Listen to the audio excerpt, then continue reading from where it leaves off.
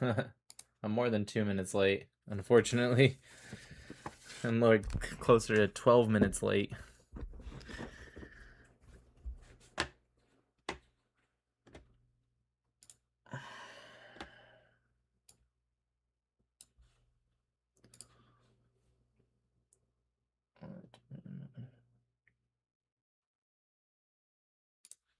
Whatever.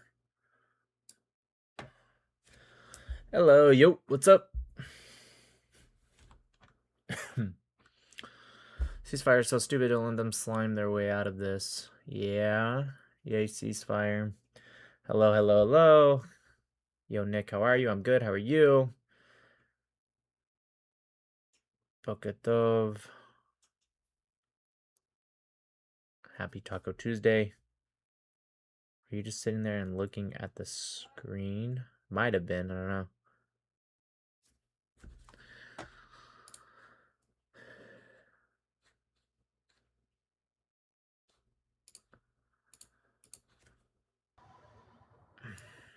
Hello. Hello. Hey everyone, what's up, Matt Nuclear? What's up? Are settlements in the West Bank illegal? No. Love your work. Subscribe to your channel when you had 300 followers. I knew you'd become a legend. Hey, that's awesome, man. Thanks, Shahar.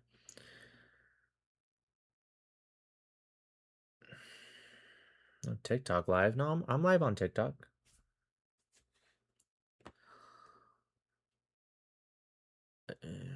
I like Coke Zero more than Fanta.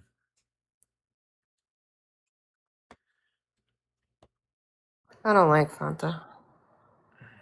Thank you, yo miss. Thank you. I don't really like any soda with sugar in it, to be honest. I don't like orange flavored things. But I do like oranges and orange juice, which is different. Yeah, you guys, my debate is tomorrow. Tomorrow at 6 p.m. Pacific Daylight Time, right? We're not in standard right now, right? Yeah, whatever. Pacific Time. 6 p.m. Pacific Time. If you're on the East Coast, that's 9 p.m. So it'll be a little earlier than I normally go live. And it won't be on my channel. It's going to be on Modern Day Debates channel.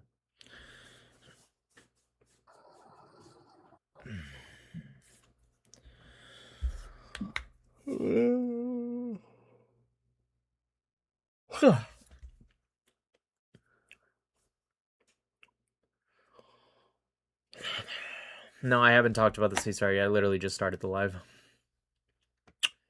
I was actually going to try to go live early, but I took a small nap. I was tired.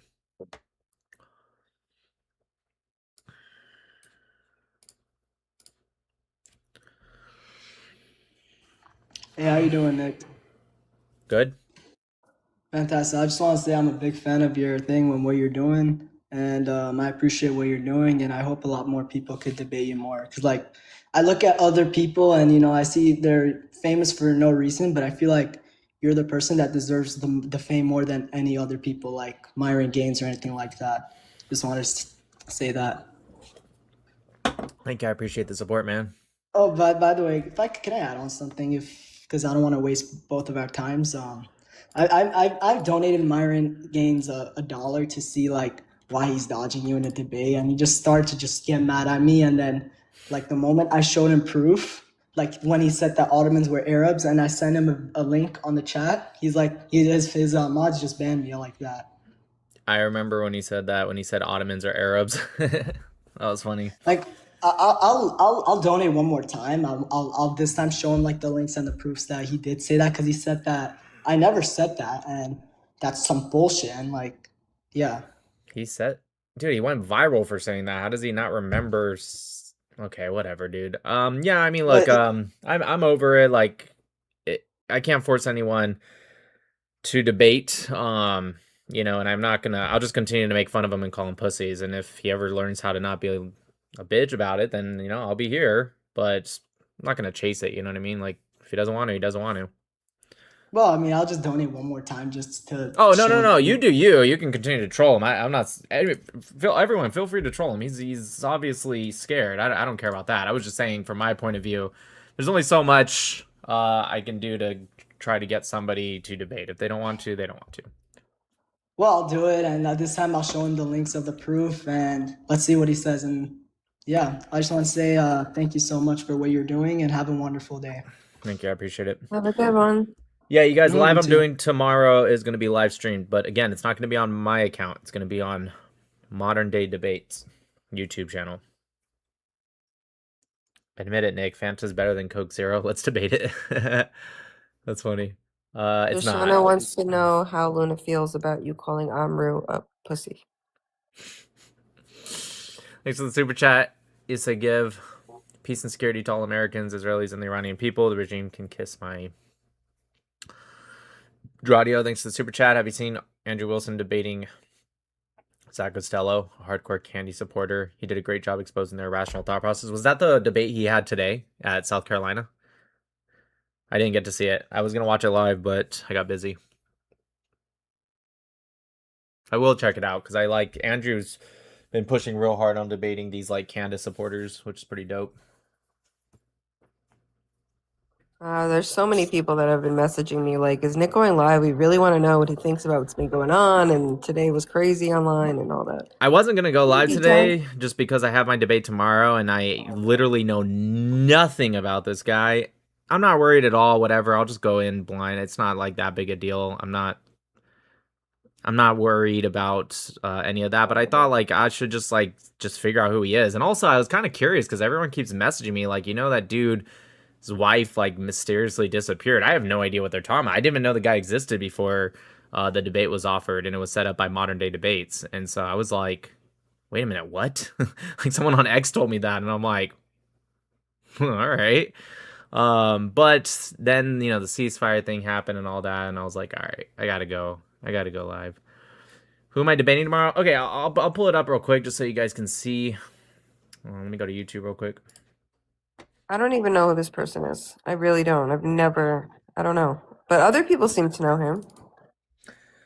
I don't know. This is how I was informed of him. I was told he is controversial, but he's not as low IQ as Sneeko. Like he's not like I mean, this is what Modern Day Debate said. He's sharp. And I'm like, okay, perfect. That sounds great. I'd like to debate someone who is, like, don't get me wrong. It's fun stomping on people like Sneeko, but at the same time, it's also kind of like, Low-hanging fruit. it's a little bit of a headache. Oh my God, Anat, welcome back. We love you. Missed you. All right. Let me see here.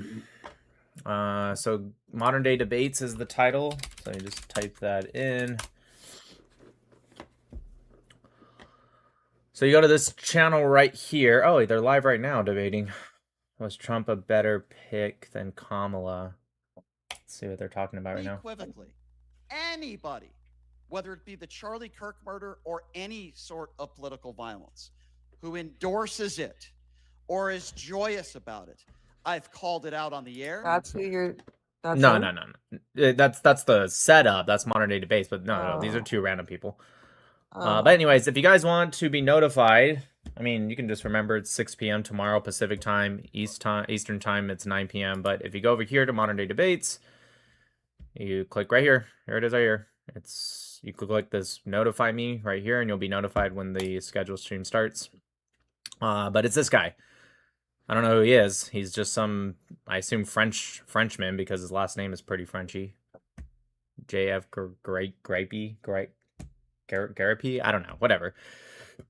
Someone told me he's Canadian French. French Canadian? Yeah. Whatever. Modern Day has a very neo-Nazi chat most of the time. Well, that's why you guys need to show up to counter that. Anyways, the debate title is, this says Israel on trial, but what it actually is Israel or Palestine, who's in the right or wrong? Which honestly, I think that's such a stupid name, like who's in the right or wrong, because right or wrong is arguably just a subjective term, and I don't like to get into even semi-formal debates with subjective terms, so right off the bat, I'm going to just try to pretty much ask this guy questions to see like where he stands and then go from there. But yeah, anyways, you guys just click the notify button and you can, I mean, that's it. You just, go to their channel, click right here, notify me, and you will see it. Like I said, tomorrow at 6 p.m. my time. If you're on the East Coast time, it's 9 p.m. If you're in Israel, you should be asleep. I did start to, but I didn't even really that get to. Israel's like never asleep these days, right? Like there are people, their sirens like every 5 minutes. So Okay. could be that you'll have an Israeli audience too. JF is insane. There's a good chance he killed his girlfriend. I'm not joking. Well, that's not what we're debating, so I don't know. I'll look into that after. I did see he debated this topic kind of before, like a couple years ago. I started to kind of watch it, but then I didn't actually get into it. I didn't even get past the intro, so I don't know. Maybe we'll check out. It's like 3 hours long, so I'm not gonna watch the whole thing, but maybe we'll listen to some of it on the live just so I can get a general gist. Because I really don't know what his position is at all. I just was told he's like a white supremacist Canadian dude, so I'm assuming he's gonna come from the like far right side, and that's about as far as I know about him. Could have got one all groomed up. Yeah, probably. That's fine. I don't care about that. It's not my forte. All right, let's do a little bit of quick debates. We will get straight into some news of the day. I will talk about the ceasefire, but we're gonna wait until more people are in the live. I just started, so let's just wait a little bit, and then maybe we'll watch a little bit of JF, whatever his last name is. Kevin, what's up? Nope, Kevin's gone. Okay. That was easy.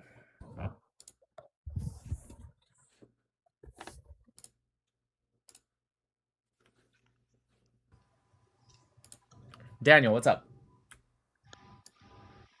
Hello. Yes, hello.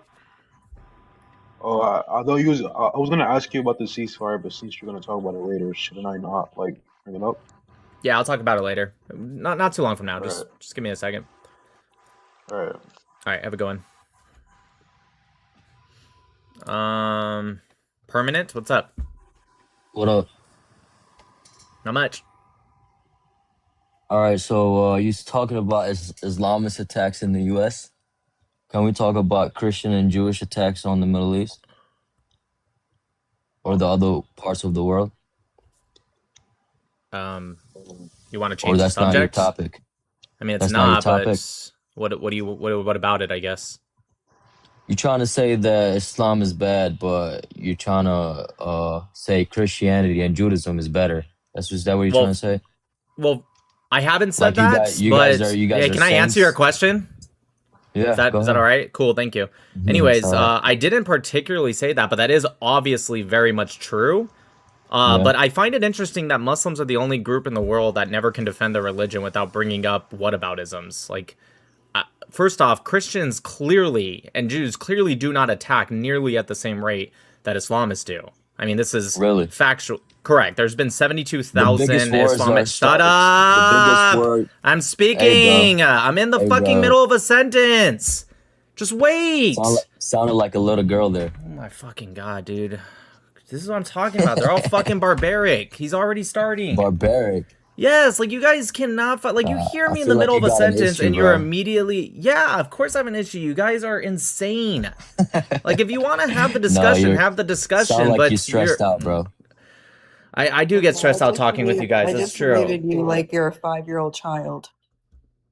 It's just like, it's insane. You guys want to have a debate, and the second anyone says anything you guys don't like, you just immediately cut them off. You start acting barbaric. You can't have a conversation. And then when we freak out on you guys, you go, I got ya. Like, why can't you guys ever defend your religion? It's not even like, it doesn't take 5 seconds before 99% of you will start interrupting, cutting off, pivoting, The bringing biggest up war started whataboutisms, by Christians already and steer it. Jews. Yeah. Anyway, so that's not true at all, but I don't really care. I'm not talking about that. There has been 72,000 Islamist attacks since 2001 alone. Just in the past 25 years, there's been 72,000 Islamist attacks. Can In you the name name for of me Islam, by the even way. a tenth of Christian attacks? Okay. Can you answer that question that's- without fake laughing? Because you're projecting right Fake now and you're trying laughing. to, the fake laugh you're doing, like the, that's not a real laugh. Nobody laughs like that. It's All called right, listen, projection. man. What you're doing is called projection. But real Listen, quick, I'ma I can already tell you- tell you're about to change the subject. Can you answer my question? Repeat your question, bro. All right. Thank you. Thank you for coming up. You see, this is what I'm talking about. They can't fucking defend their fucking stupid ass fucking shit. They can't do it. It's impossible for them.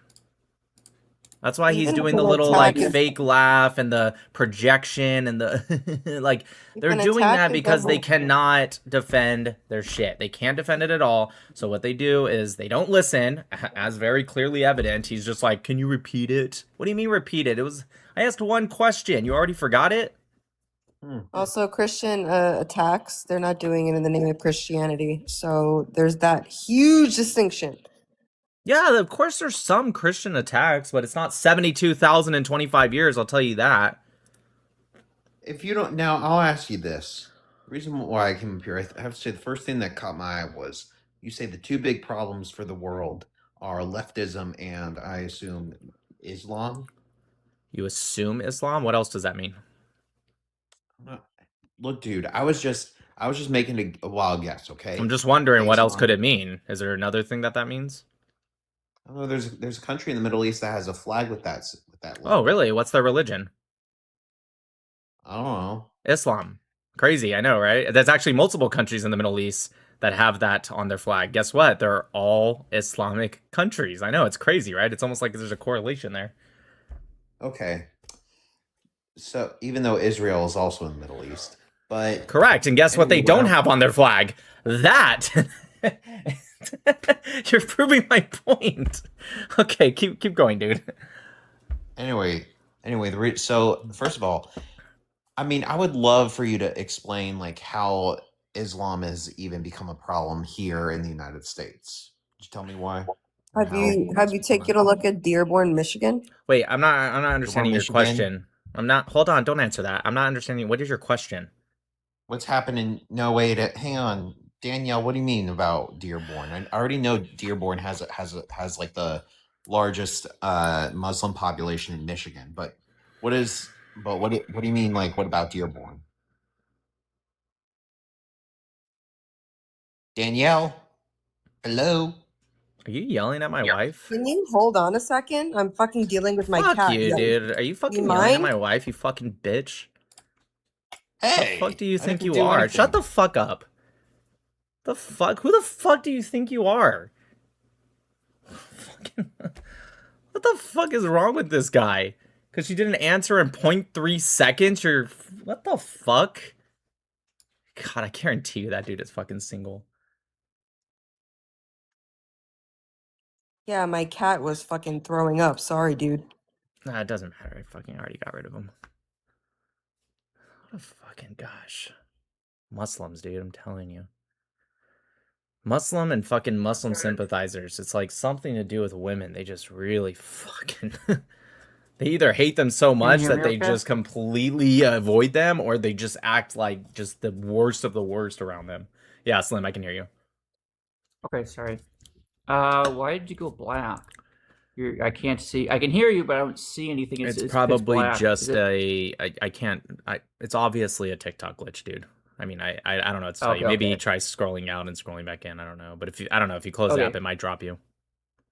No, it's okay. Can you just? I don't mean to be a pain in the butt. Can you just like? No, it's not your fault. It's just TikTok's glitchy. I don't want to like drop it to come back up. Can you just like give me like a quick synopsis of what your background says? So I didn't. Sure. It's actually kind of old. The Islamist attacks in the U.S. already happened. But it says Islamist attacks in the U.S. I was talking about something from last week. Iran lost their heavy water plant. Also, a little bit of older news, about a week old. Excuse me. Israel's our greatest ally. Two big problems for the world, leftism and Islam. Secure our borders, and Democrats pro-Palestinians request it. Okay, so was there an Islamist attack in America very recently? No, again, this is kind of somewhat of an old background. I just haven't changed it yet. Okay. I mean, I guess it depends on what you think of recent. I mean, I'd say it's pretty recent, but for Islam, it's not that recent because there's Islamist attacks every single day all around the world. So it just really depends. Yeah, I see what you mean. So what I want to talk to you about is that, like, obviously not all Jews, right? But a big portion of Jews are leftists. So aren't they kind of part of this problem of leftism? Yep. And like, and again, like, I'm not saying all are bad, right? But like my interaction with Jews who are leftists, they seem kind of like rabid. Yeah, So so leftism is a problem regardless of who it is. I don't really know what Jewish leftism is. mhm. Leftism is a problem whether you're black, white, Jew, Muslim, Yeah. Christian, atheist. Like I don't really get the idea of being. Yes, you're correct. Jews, I don't know how many Jews are leftists, but if we're going with at least just Democrat or at least vote somewhat left Liberals. wing, one second. If Mhm. we're going with vote left wing, yeah, generally, I think it's changed a decent amount since October 7th, but generally about 60 to 70% of Jews have voted more left wing. Now, that doesn't necessarily make them leftists, but it gives us an idea. Mhm. But again, do you think I have like a difference of an opinion on a white person that's a leftist versus a black person versus a Jew that's a leftist? No, I think I think the leftism is a difference is problem that regardless.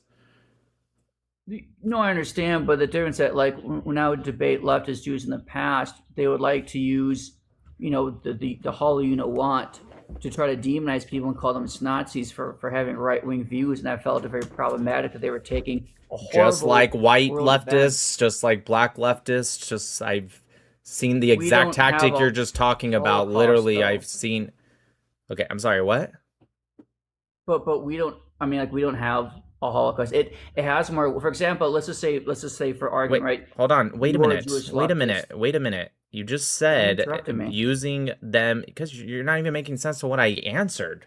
It's like I didn't say anything about the Because you didn't let Holocaust me finish, specifically. I'm though. talking about the insult of calling people Nazis. They've all done that. Yeah, but if a Jew that says my great great grandfather died in the Holocaust and you're a Nazi, that holds more weight than a black person or a white person or a Native American person says that. I don't really agree if it's correct. If someone is a Nazi, it's going to be correct regardless of who says it or not. If somebody's just throwing out the word Nazi, even if they're, Yeah. I don't know if it'd be great great grandfather. A lot of times it's just grandfather, but the Holocaust wasn't Okay. that long Okay. ago. But I get the Okay. sentiment. If somebody Yeah. says like my grandfather was in the Holocaust, and then they still incorrectly just call someone a Nazi, like they're Yes. literally not, then it doesn't hold Yeah. any weight at all. But I'm saying like it could do more Black harm person can because say there's a my family was in slavery. I mean, yeah. But is it fair to say like people can be very emotionally driven if somebody says they have an ancestor who went through the Holocaust and then that person calls you a Nazi, nope, that could hold more nope, weight. no, not even a little bit. You don't think If so? someone called me a Nazi and I'm literally not being a Nazi, let's say someone calls me a Nazi, I'm not being a Nazi at all. Obviously, I'm not. Okay. If somebody calls me that, I'm gonna hold just as much weight whether that person's grandfather or grandmother was in the Holocaust or if it was just some random like white liberal who doesn't have any family from the Holocaust. I'm not gonna think about it at all because I know I'm not a Nazi. Also, Yeah, but you're generally you're they you're say clearly a it to. logical person. It's not about logic. Do you agree that most of the time people throw that insult at right wingers? Is that a fair statement? Yeah, but I feel that when a Jew It's just a throws yes or around no, it, so I can ask my follow up people, question. Do you agree that it's generally thrown at right wingers? yeah, but it's not just Okay, yes or great. no. It's I'm yes. not But if saying a it's Jew yes does it, or it holds more no. weight. Right. It doesn't matter. Okay, again, you're focusing so much on just the Jews. What I'm saying, Because it holds more regardless, weight when they say it. It's regardless, more you harmful. already made that point. I'm trying to get No, beyond sorry. that point. I got it, but you've made that point like 1,000 times, and it's like you don't want to explain and go down the conversation. It's like you want to just keep making. I heard the point. It holds more weight if a Jew says it. Heard you say it 1,000 times. Can we like start to talk about it now? Is that okay? Yeah, do you disagree with me? Great. As I've already said 1,000 times, yes, and I'm trying to talk about it with you, but you keep stopping it to go back to the original statement. I heard your claim. I heard it. Do you believe me when I said I heard it? Yeah. Okay, would you like to talk about it now? Would you like to move forward with the conversation as normal conversations? Okay. Great, that's amazing, Yeah. Slim. That's awesome. So, like I was trying to say, do you agree, regardless if it's a Jewish leftist saying it, or we're obviously talking about the scenario when someone incorrectly calls someone a Nazi, right? Are we on the Yes. same page? Okay, great. Obviously, yeah. So when someone incorrectly calls someone a Nazi, regardless if they're a Jewish leftist or just a white leftist or black or whatever, just a leftist in general, regardless if they're Jew or Gentile, all right? And again, talking to someone who doesn't deserve that title at all.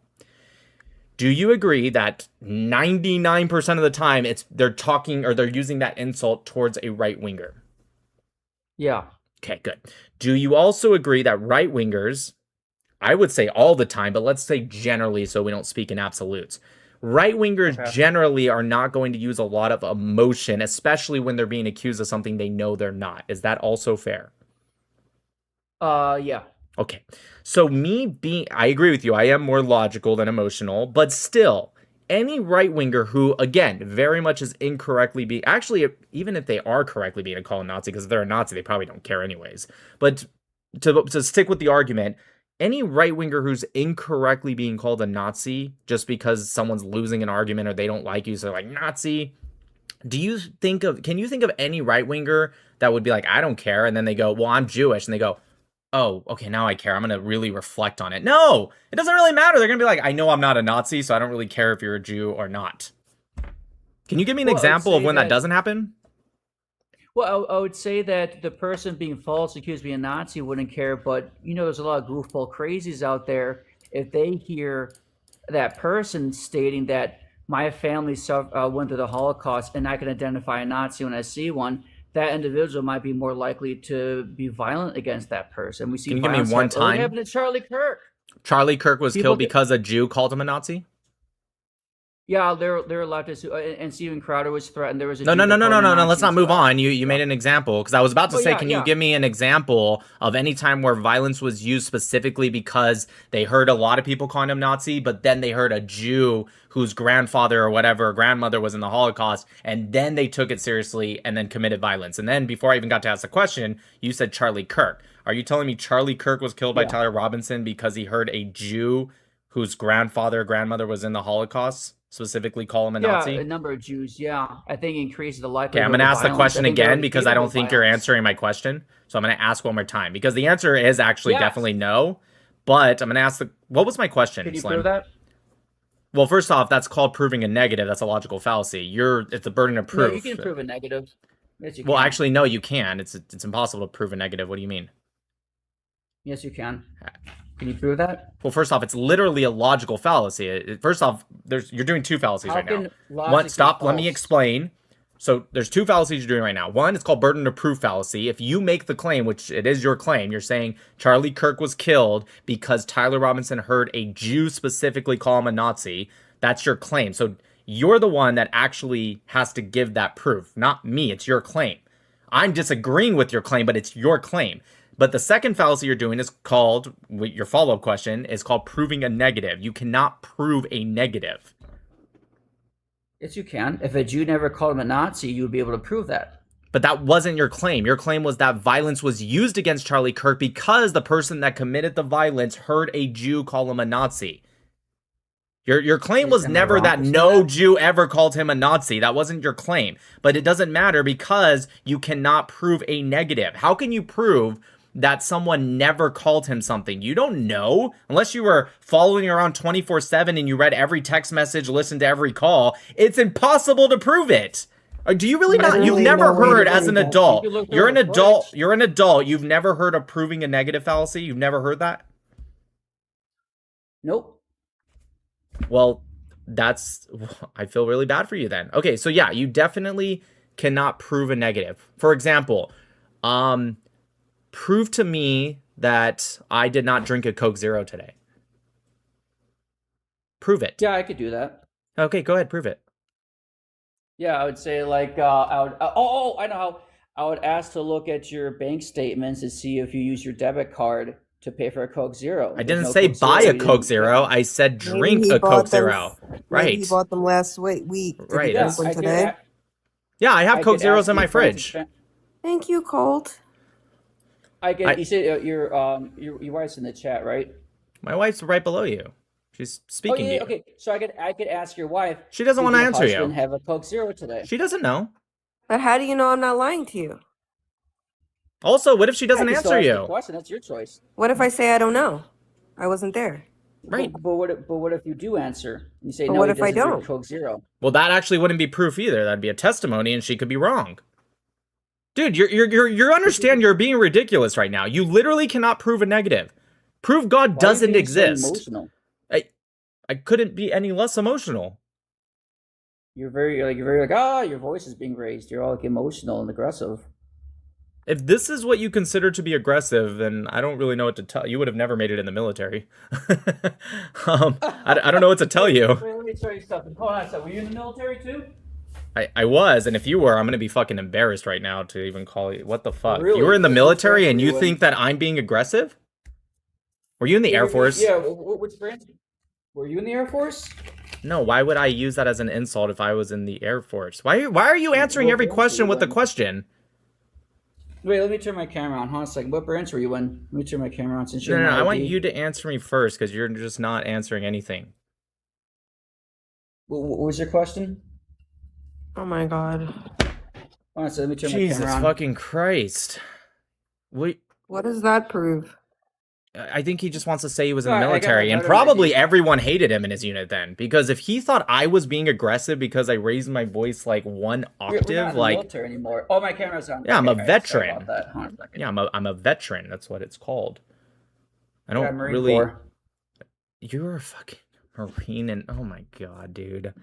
Everyone in your unit What hated branch were you. you in? Everyone in your unit hated you. Just Jesus fucking Christ. Actually, Bruce, what branch were you in? You Every committing stolen? Just a little sensitive for a Marine. Shit. There's no fucking way. I don't believe I thought him. the Marines were like the least sensitive. I just don't believe him. I'm just gonna assume he's just stolen valor because if there's no fucking way, dude, or he was like logistics or something. I don't know. Like Jesus fucking Christ, he's the bluest falcon. Oh my god, there's no way. I legitimately, no, I'm not even gonna say logistics because I never ever met a Marine, regardless of what they did, right? That was that sensitive. There's no fucking way. Or he's been out for like, I don't know, 30 years. He looked like he was 50. I don't know. Maybe he did one contract only and then left. I don't know. Anyways, Blake, go ahead. All right, so my question is for the two big problems for the world. When you talk about leftism, are you referring to like socially or economically or both? That's a good question, actually. I would say probably more socially. However, I'm not particularly for the economics either. But when it comes to the big problems, I do see leftism cozying up to those that are anti-West, and of course they do that economically as well. But I think socially, it's actually more prevalent. Okay. Yeah, fair enough. My argument was just going to be that with the evolution of AI and the automation of society, that leftist economic policies are going to be more required, like especially things like universal basic income, just due to like how service based like most first world countries in the West are when it comes to their economy, are going to be so automated that a lot of people are going to be in financial distress. Yeah, I mean, I think if we got to such a strong point of automation that everything also naturally becomes cheaper because, you know, you don't have to really pay for labor as much. And also we could probably do things more efficiently. You can have machines that are running 24/7. And so all you have to really do is pay for the maintenance of the machine and corrective maintenance and stuff like that. But on the flip side, things become cheaper in some ways, but at the other end, you're right. There's going to be people that aren't going to have as much jobs. If we got to a point where it was so serious that unemployment was not because people were being lazy or something, but it got to a point that just unemployment was just so high, we could do something called universal income, right? Where people actually like the government actually just gives people money just so they can keep the economy stimulated. There's a lot of leftists that try to push that idea now, and it just doesn't make sense. It comes from a very left-wing position. But in some ways, it could make sense if we got to a world like what you're describing. Yeah, yes, that was my general point there. I was gonna ask, did you want to discuss the ceasefire at all, or are you just gonna wait to? I'm probably going to do that in probably by 9:30, so it's 9:17. So let me let up one or two more people, and then I'll talk about it. Okay, sounds good. Thanks. First, let me get these super chats. Thanks, Rocks, for the super chat. Debating pill is an insult to your brain. Who FK? I don't even know what that means. I'm just gonna be real. But thank you. Bronca asked Nick a question, then proceed to not let him answer the question. Yeah.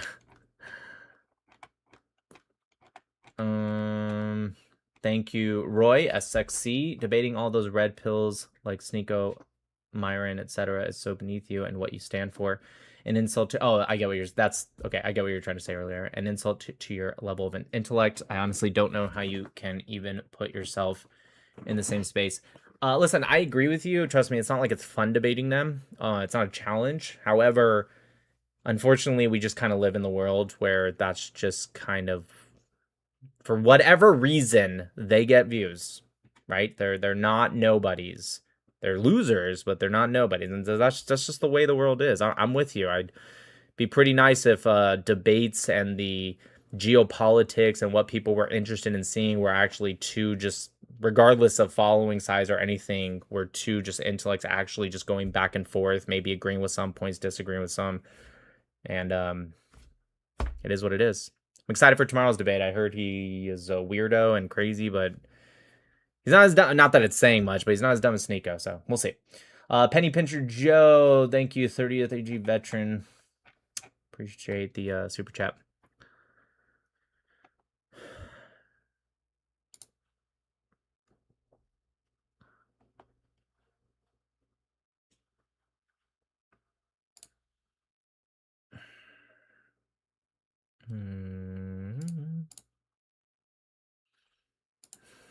Hey, what's Omar. going on, Nick? Hello. Yeah. Your Zionist friends are in full depression mode, man. They need your sweet talk, man. So to uplift them, man. What are you up here for? I don't need a monologue. What is it that's on your mind? Do you have anything else? You're a sweet talker, man. You know how to, I said, do you have anything else? Don't repeat what you just said. Do you want to debate something? All right. Jan, go ahead. Hey, I was asking about, you say Israel was our greatest ally. How would you, like, how so? Right now, because of capability. I just mean in general. Like, Right, I'm saying it's because of right now. It's because of their capability and their support and their willingness to do something. Right, I'm looking at all of our historic allies, not literally all of them. I'm mostly talking to Europe, I guess, right now, and I'm seeing they're not even just not doing anything, which is totally in their right. They are now going against us, and it seems very weird for the amount of money that we put into, especially NATO. And I'm not saying that they need to invoke NATO and go like, pedal to the metal kind of acts. It's just kind of like, at least at bare minimum, can you not go against us? Like, can you, like, a bare minimum, can you not do that? I'm not saying you have to do as much as Israel's doing. Fine. It's not like we can force you to do that, but just the UK right now found out yesterday that 16 of their 17 ships are in repair right now. Their entire navy literally is just broken, which is so confusing because they haven't used their navy for war in a very, very long time. We send them an incredible amount of money. America, it's not even like up for debate. America, for NATO, we send way more than any of the other countries in NATO, which, I mean, okay, fine, we have the most money. Okay, fine, whatever. That's the argument you want to make. But what have they been doing with it? No, I'm not saying that, but I mean, historically speaking, we have given weapons. I don't care about historically. I don't care. Well, you were just bringing up our historical allies and how in the no, that's my point. I'm saying my statement, real quick, just so you understand. My statement is talking about contemporary times. I'm saying it's just more embarrassing that it comes from historic allies. It would be embarrassing regardless. I'm just saying it's a little bit more of a sting when it's coming from our historic allies. But I don't care historically. Yes, you're correct. If we want to look at historically, you can go back to World War II. Yeah. Well, maybe not France. France has always sucked, but UK, no, absolutely incredible. I'm talking about when we armed. I'm trying to think of the name of Bin Laden's group to fight the Soviets, right, in Afghanistan, right? So we have given weapons to Middle Eastern countries before, and it hasn't worked out well for us. Now, granted, this time has to do with financially, right? We're benefiting from it because we're actively selling our weapons to the Israelis, right? We're arming the Israelis and profiting off of it. Well, not just them. I mean, Saudi Arabia buys way more or gets way more military equipment from us than Israel. But yes, you're right. Israel as well. And the Saudis provide us a service, military bases and oil reserves. Well, So it would make sense that first we off, want to defend our. what do you mean oil? First off, most of our foreign oil reserves don't even come from the Middle East. It actually comes from Canada. We get very, very little from Saudi Arabia. I'm not going to say we get none. I think there's one pipeline that comes from Saudi Arabia that we pull from sometimes. So I have no idea what I have no idea what you're talking about. But even if that's true, we purchase it. They don't give it to us. We buy it. What are you talking about, yeah, dude? but How much oil do you think okay, we get from Saudi Arabia? a decent amount, I'd imagine. No.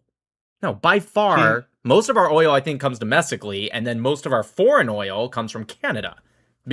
our domestic most of our domestic oil has to be shipped overseas to be refined because we don't have the refining Okay, capabilities. again, also not true. We have the refining capabilities in Texas and Louisiana, definitely. Also in Kern County and California. What are you talking about? Where is any of this coming from? So the type of oil that is produced in the U.S., we have the refining capabilities to do it. Okay, In the once amounts that again, we would need to Texas and support ourselves. Louisiana absolutely have it, and also in California in the Central Valley, not only do they pump the oil, they also refine it here as well. Let's look this up real quick, just so I know where you're coming from.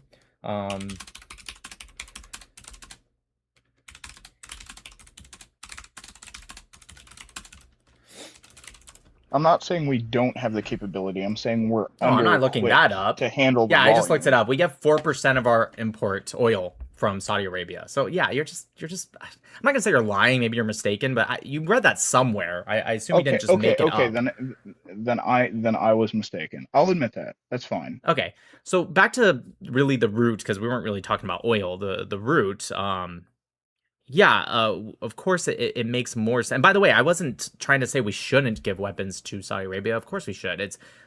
We should give these weapons or sell these weapons to Israel, Saudi Arabia, and beyond, because one, these weapons have a shelf life, and when we don't utilize them, I was in the military for about 12 years, it cost us money just to dispose of these weapons. It's much better to give them off. And by the way, they end up sending this data back, and by them, I mean Israel. Saudi Arabia buys from us. They're not really using it. Israel, by far, it's not even close. Well, okay, maybe the past couple years Ukraine has met with Israel, but Ukraine and Israel, by far, are giving us most of our data, which is vital for us, because when we have this military equipment but we're not at war, we need this data. And if we don't, not only do we lose out on years of data and intelligence, we also lose out because we have to spend money just to get rid of the thing.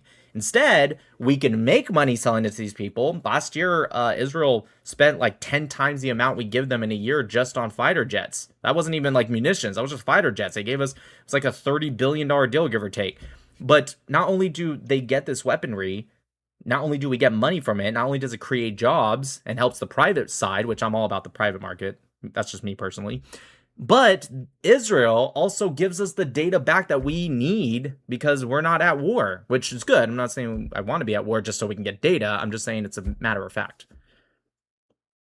I mean, you make some valid points, and I'll agree with you there 100%. But I just, in general, I think this war is just bad for the global economy in general. I don't think it was necessarily, I mean, that's at true. least from the looking from the U.S. out, I don't think it's necessarily something we should have stepped headfirst into without backing from anybody else either, other than Israel, because we are a part of NATO, right? So they should have been backing us, but they weren't for one reason or another. But then you lose the element of surprise. I mean, in the first like 30 minutes of the war start, we took out pretty much their entire high-end commands, including the Ayatollah. That wouldn't have happened if Trump was asking around, and all it takes is one person, probably France, but all it takes is one person just to kind of leak that information, and then all of a sudden Iran goes into bunkers for the next months, and then you lose. Do you understand? We've taken out the entire regime, other than Moshtaba. Like, they're all dead. That wouldn't have happened if we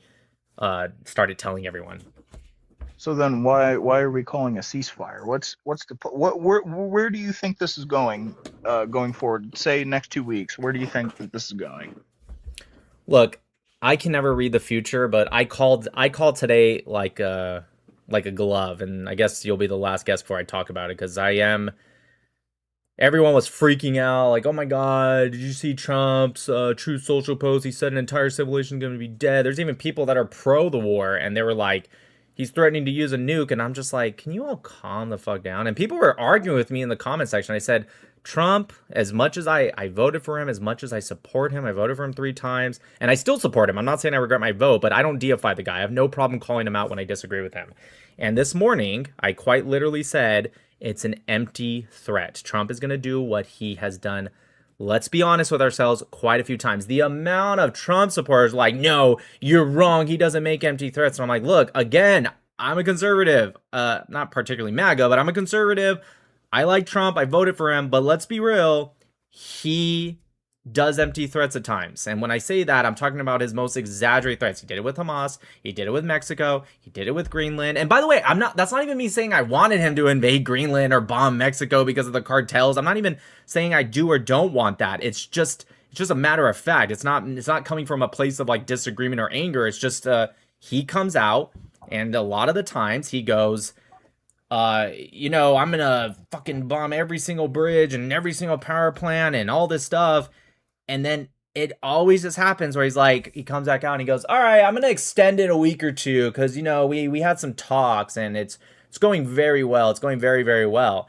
Now, don't get me wrong. This could totally be, again, I'm not mad that there's a ceasefire because this could also be 5D chess. This could be a very strong move. Or maybe he threatened to do this big thing knowing that it would put the country on edge and they start forming human chains on bridges and stuff like that. And that was really smart because guess what? Now you just exposed to the world something we should all know already, that Islamists use human shields. But now it's like, oh, here's another piece of proof. Look at they're literally telling their kids. There was literally children, the 5-year-olds, they were putting them on the bridge. Like, if for some reason I ever wanted to take a stand and someone was going to bomb, I don't know, the bridge in my city, and I wanted to go take a stand on it, I certainly wouldn't be like, come on, son, you're coming with me. Like, so don't get me wrong, there is some gain from that.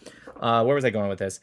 But yeah, it could be a move. I mean, this is kind of what Trump did before when he said he wasn't really going to bomb Iran. He's doing negotiations, and then when negotiations fell, he bombed them. So, you know what? I'm not going to sit here and say like I'm against what happened today. It's just something that I called out. That's it. And people that were big MAGA people, right? The people that just deify Trump, he can do no wrong. They're like in my comment section, like, you just don't get it, Nick. You just don't get it. And I'm like, all right, okay, dude. I'm definitely middle of the aisle here, so it's interesting to hear other people's opinions on everything. That's fair. It was good hearing your take, man. And I'm interested to see what the next month or two brings and see where everybody's sitting by then. All right. Well, I appreciate it. Thanks for the nuance. Yep. People do this all the time. Something happens. Everybody's analyzing. Everybody's like, oh my God. Gotta let it play out, Yeah, like correct. I'm gonna let this play out. I'm not making predictions, right? That's why everyone was like, not literally everyone. A lot of people agreed with me, but about 20% of people were just like in the comment section, just like, no, Nick, it's not a big deal. You just don't get it. And I'm like, all right, dude. Anyways, let me pull up X, and I'll show you guys what I'm talking about. Yes, you guys will get you mingle tonight. Just yeah. Yes. I'll go to you mingle. First off, before I get into the ceasefire, I want to point out that so many people, and the reason is because of CNN, of course. CNN posted something that came from a Nigerian media that was a propaganda media site, and instead of fact-checking it, CNN ran with it. And they said that Trump agreed to the 10-point plan from Iran, and we're going to remove all our bases in the Middle East, and we're moving all troops, and we're lifting all sanctions. And of course, none of that was correct. And so Trump himself came out and corrected it. And kind of in a way, the Iranian government came out because they released their own statement that didn't say any of that. So it's like, anyways. Yeah, here it is right here. Yeah, Cenk was even saying it. Iran is declaring they won and America will accept their 10-point plan, blah, blah, blah. And so I'm like, yeah, this is fake. Iran never said it. Trump came out and said, the alleged statement was put out by CNN World News. It's a fraud. The false statement was linked to a fake news site from Nigeria and, of course, immediately picked up by CNN and blared out as a legitimate headline. Anyways, this was the actual release statement by Iran. On behalf of the Islamic Republic of Iran, I express gratitude and appreciation for my dear brothers, Prime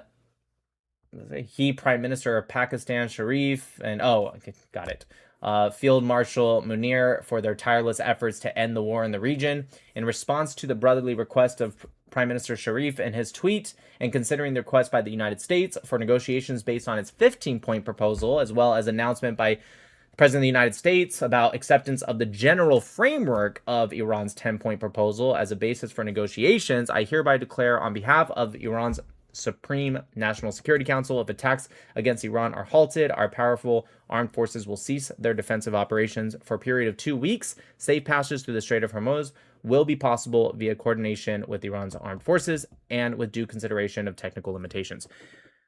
So this is the one thing I'll say was good about the ceasefire. He got them to open up the Strait of Hormuz. Literally in, I think, 5 minutes, the oil prices dropped 20% per barrel. Like, literally. Which brings to 2 points. One, good job. Okay? Like, before I do criticizing, I want to say what went right. That's good. That's going to help the world economy. It'll help us kind of recollect ourselves a little bit, so that way if it does go back into it, which I hope it does, and I'll explain why before anyone goes, oh my god, you're just a warmonger. I hope it does, and I'll explain why after. We can regroup a little bit. So good job on that. The second thing I want to bring up, it just shows you how fake money and economy is. Like, do you guys understand that the prices of, well, anything for that matter, or we're talking about stock, barrel prices, whatever, it's literally just because that's why. Like, seriously, that the prices of things is because that's why. That's really the answer. If we as a collective society are scared, the prices, they just go up. It's not because there's some guy, probably, let's be real, probably a Jew, like in a corner of an office being like, and now the prices are this. No, I'm sure that's what Nick Fuentes and his friends think.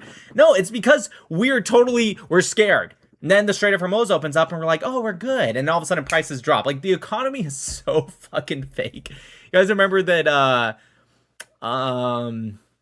that scene from Wolf of Wall Street? When he's like, it's a fugazi, it's a fugazi, it's a wazi, it's a woozy, it's fairy dust. It doesn't exist. It's not on the elemental chart. It's like nobody. Literally the best improv I've ever seen in my life. Yeah, that's true. It's anyways. All right, so let's go back to. That was the year he won an Oscar for a different movie. Anyways. Mm-hmm. So here was my first statement of the day. It was at 9:13 in the morning. This was after Trump's the entire civilization will die tonight and he doesn't want it and . Okay? And everyone was freaking out. And I was in comment sections. That's why I actually made this post. I wasn't going to make it, but I was in comment sections like, well, everyone stop freaking out. He's not going to drop a fucking nuke. And also, he's not going to do anything. And everyone's like, what do you mean, Nick? What do you mean? And I'm like, yeah, it's just a fucking empty threat. And everyone, got upset with me. And fucking no one's laughing now. Anyways, I said I support President Trump. However, I don't get when people say Trump doesn't make empty threats. Yes, he does. He did it with Hamas. I didn't put it here, but he also did it with Mexico. He did it with Greenland. And I'm sure other things I'm not thinking of right now. He makes extreme threats with a statement that's generally like, you better negotiate or else. And then he will generally increase the timeline with the statement like, oh yeah, talks are going well, so let's hold off another week. Or he just tells us it all worked out. Don't take this message wrong. I'm not against diplomacy, but what I am pointing out is that when you make empty threats, even rarely, even if you say Trump doesn't always do it, which he doesn't. Trump doesn't always make empty threats. I'm just saying he does it sometimes. But even if you do it rarely, our enemies take note of that. Including the enemies, and actually most importantly, the enemies we're not fighting right now. China, Russia, they take note of that shit. They just do. And you can sit here and say, oh, it's 5D chess, you don't understand it. Yeah, maybe. However, people still take note. each time you do that, the next time you do it, people go, yeah, he's not going to do it. He's not going to do it. So, but again, on the good end, what he wanted mostly, obviously he wanted more than that, but what he mostly wanted was the Strait of Hormuz open. And he got that open. So again, this is not criticism. I get it. People are going to be like, Nick, you just don't get it. I get it. Okay? I'm going to put my trust in the president. I'm going to put my trust in my country. I'm going to put my trust in what they're thinking of at the Pentagon. Okay? And I'm always going to hope that it works out. Jesus fucking Christ.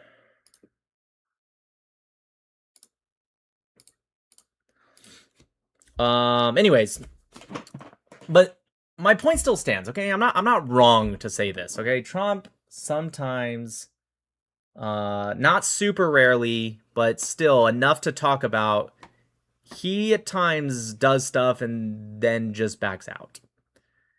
And sometimes that's necessary. Sometimes it just works out. But sometimes it's like, especially in the Middle East, dude, the Middle East is not, it's not the Middle West, okay? Strength is the only thing they know there. That's it. It's strength through peace, or peace through strength. Excuse me. Peace through extreme strength. It reminds me of that time Benjamin Netanyahu was talking with President Obama, and Obama told Netanyahu, he's like, I don't want to be what did he say, a 2,000-pound gorilla striding, on the stage all the time. And Netanyahu said, you're right, I don't want to be a 2,000-pound gorilla. I want to be a 10,000-pound gorilla. And Netanyahu was right. Obama was wrong. Big shock. Anyway, so that was what I posted this morning before anything. And if it sounds familiar, like, well, yeah, Nick, that's what happened. Again, I posted that this morning. And I the only thing I got wrong was he said 2 weeks instead of 1 week. But like everything I said, it was pretty much exactly what I said would happen. Hold on. Here it is. And then some hours after that, I saw this headline. Pakistan Prime Minister asked Trump to extend Iran deadline by 2 weeks. And I was like, step one, right on cue. And still, people in comments were like, not this one, I said it on Instagram. I was like, see, I told you guys we're already there. And like, oh, it's just a headline, Nick. It's just a headline. That's you don't take those seriously. I'm like, okay. And then 2 hours after that, we get this. Based on conversations with the prime minister, pretty much in Pakistan, right? And wherein they requested that I hold off destructive force being sent tonight to Iran and blah, blah, blah, blah, blah for 2 weeks. This is to be a double-sided ceasefire. And I was like, again, like I said. And I hope to go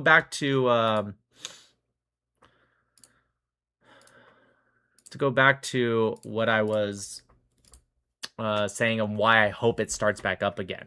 Okay, the reason I hope it starts back up again is because if Israel and America were to stop now, let's say the ceasefire holds, they negotiate, and this was literally today was the last day of firing. Of course it would be a win for us, right? Their military is destroyed, their missile production is destroyed, and blah, blah, blah. But we have to go, there's two sides to this. There is the military goals. Have they been accomplished? As long as we can figure out a way to get that nuclear, highly enriched uranium, all of our goals as America, I don't know if Israel has slightly different ones, but as America, our goals will have been accomplished. We destroyed their ballistic missile program. We destroyed their missile production. We've destroyed their Navy, destroyed their Air Force, and as long as we've destroyed their nuclear facilities, as long as we can get that HEU, we have completed all goals. But then there's the Nick Mattel, what I'd like to see, okay? Which I would like to see all that, and I would like to see the regime fall. I'm not saying fall while we're there. If we leave and then it allows people to start, taking to the street, okay, that's fine too. I'm just saying in general, I'd like to see the regime fall. Because to the person that said, but we didn't, yet literally we did. You're just an idiot. Like, of course we did. But the problem is that as long as the Islamic regime is still even alive, they'll just rebuild, right? Will they be able to rebuild back to what they were before? Probably never, honestly. But still, we can't trust them to not do anything. And so That's what I would like to see. And maybe we're already there. Maybe if America does leave right now, maybe people can start taking to the streets, especially if we find a way to arm them. However, damages. Jesus Christ. Okay, comment says, where's the uranium, Nick? Did you not hear what I just said, dude? I said, as long as we get that, as in that's the last thing. Like, I agree with you. That's the last thing. Okay. Anyways. Thanks to the Super Chat cars. In 2 weeks, the Ford, Lincoln, Bush, Tripoli, Boxer, and 82nd will all be in place. Maybe. That could be a thing for sure. What I will say is shit, what was I gonna say? I'm sorry.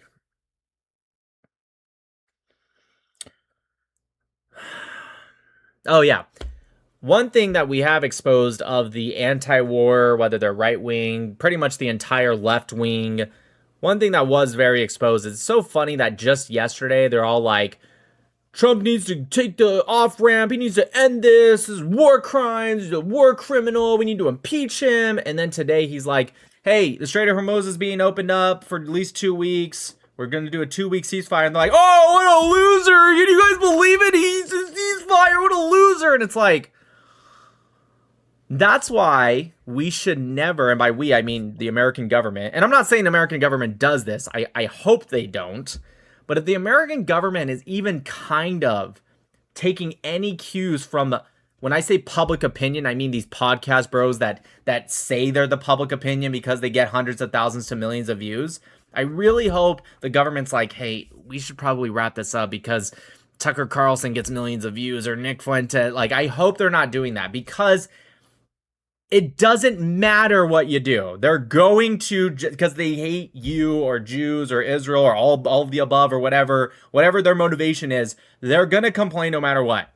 If you don't do a ceasefire, you're a war criminal, you're awful, you kill little school children, you're going to bomb bridges, that's a war crime. It's not, by the way, but it's a war crime and all this shit. Like, you need to get off the off-ramp. You need to hurry open the Strait of Hormuz. Oil prices are so high. And then you have them doing pretty much all of that, at least for 2 weeks, maybe more, but at least for 2 weeks, assuming both sides can hold to the ceasefire. And now they're like, oh, what a coward. They're doing the whole taco thing. Trump always cowards out, or whatever it's called, yeah, I think that's it.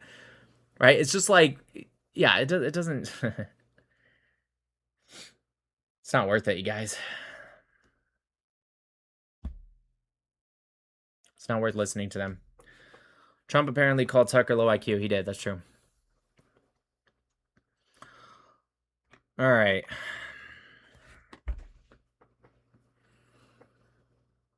Oh, did you guys hear about this?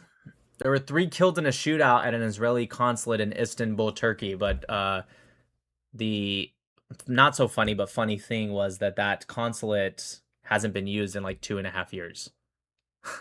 So the 3 people that were killed, some are saying 2, but it's definitely the shooters, which were 2. The people saying 3, I saw some say 3. Maybe it was a bystander. I'm not sure. But generally, I've been saying 2 or 3. But regardless, the shooters were taken out. There's actually one kind of cool video where the Turkish police, SWAT, whatever they have, it was kind of cool, actually. I'll give Turkey one thing. The guy was behind a car, the terrorist, and the Turkish dude slid down and shot his legs from under the car. It's actually pretty cool. Yeah, Asmongold was banned for a week. It was insane. Banned from what? YouTube? Twitch. And it was crazy. He was banned because he said, essentially, what did he say? He said essentially that foreigners, who gives a shit what they think, pretty much. And he was banned for that. But these foreigners and these Islamists and Muslims in our countries and all this shit, they consistently shit on Americans and white people. And they'll say the exact same thing that he said, but against Americans. And no ban. Dun, dun, dun. Hassan Piker doesn't get banned, does he? Nope. This was funny. So Hassan Piker, speaking of him, he ended up releasing some of his analytics. I don't think he meant to show this part right here of his verified followers. As you guys can see right there, he has 22.1 thousand verified followers that follow him. He has 1.6 million followers. For those that maybe don't understand the analytics of X, that is absolutely poo-poo doo-doo numbers. That is fucking bots. That is like the clearest indication of bots. Okay? And just to give you guys an idea, again, he's at 1.6 million followers. I screenshotted mine. I only have 28.6 thousand followers.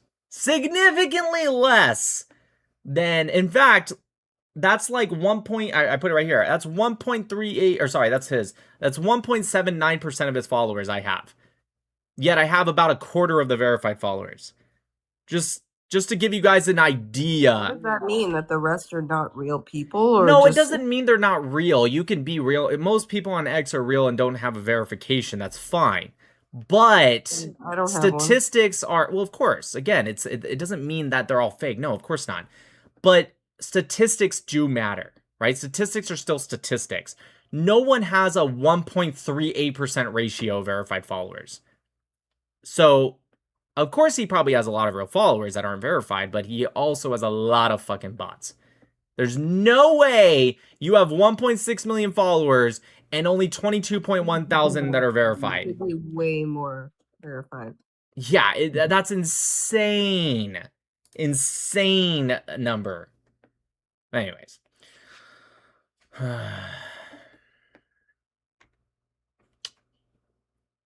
Oh yeah, here it is. I talked about it. Asmongold, yeah, so he put it on X. He said, banned for an entire week because I said I don't give a fuck about the opinions of illiterate third worlders, which based, I mean, that's, yeah. Like, why should we? He's right. Why should we care about their opinions? I'm not going to take the opinion of a people that have a shithole country. And if they're Palestinian, I'm not going to take the opinion of someone who doesn't even have a country. Would someone be banned for saying they don't care about what an American's opinion is on the Middle East? Again, he's literally correct. If someone said these words right here on Twitch, right? Or I guess, these words. They don't care about what an American's opinion is on the Middle East. Of course they wouldn't be banned. So why does he get banned for saying the exact same thing, but just the opposite? And then you have Hassan Piker saying shit like this. Kill those!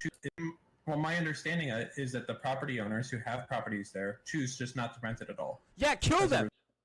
Okay, I'm going to mute it, but you can read the captions, because, TikTok will ban me if I play this. Ironically, I'll get banned if I play him saying this. He's literally telling people to commit a crime, and he doesn't get banned. He can say that, and he's on Twitch, but Asmongold says he doesn't care about the opinion of illiterate third worlders, and he gets banned. That's insane. Let's see, we already talked about that. Again, for those that are just joining the live now, I will be doing my live tomorrow on not this account. It's going to be on Modern Day Debates YouTube account, and it's not going to be at 8:30 p.m. when I normally go live. It's going to be at 6 p.m. Pacific time. If you're on the East Coast, that's 9 p.m. All you got to do is you go over to, I guess here on X you can click this right here, but you just go over to Modern Day Debates channel. Let me put the full screen up. And then right here you click upcoming debates. And you can see my face right there with who, I don't really know who I'm debating. I mean, I know his name. His name's JF. I think it's pronounced Garipe. And then you can click literally notify me right here. You click that and yeah, you guys get it. Or you can just remember and show up tomorrow at 6 p.m. Pacific time, 9 p.m. Eastern time. And it's going to look like this, because they're live right now doing a debate. Are you going live after that, or no? Ooh. No. Definitely not. I don't know how long it's going to last. This one lasted over 3 hours. Yeah, I'm probably not going to go live, you guys. Not even to discuss it? This one lasted almost 4 hours. I don't know, maybe. Maybe for a little bit. Anyways, this is kind of the way it kind of looks. I actually don't really like their layout, but whatever, it doesn't matter. And this is it. They did a debate earlier. A lot of weird rumors about me. I will say this: the last, and I've talked about this publicly, the last year and a half. Whatever, you guys get it. So yeah, that'll be tomorrow, y'all.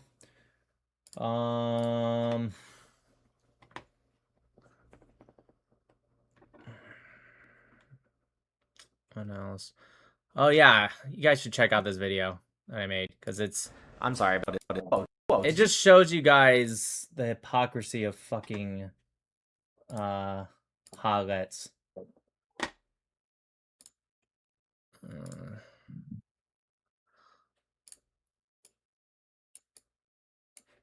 Did you guys see this article about Israel?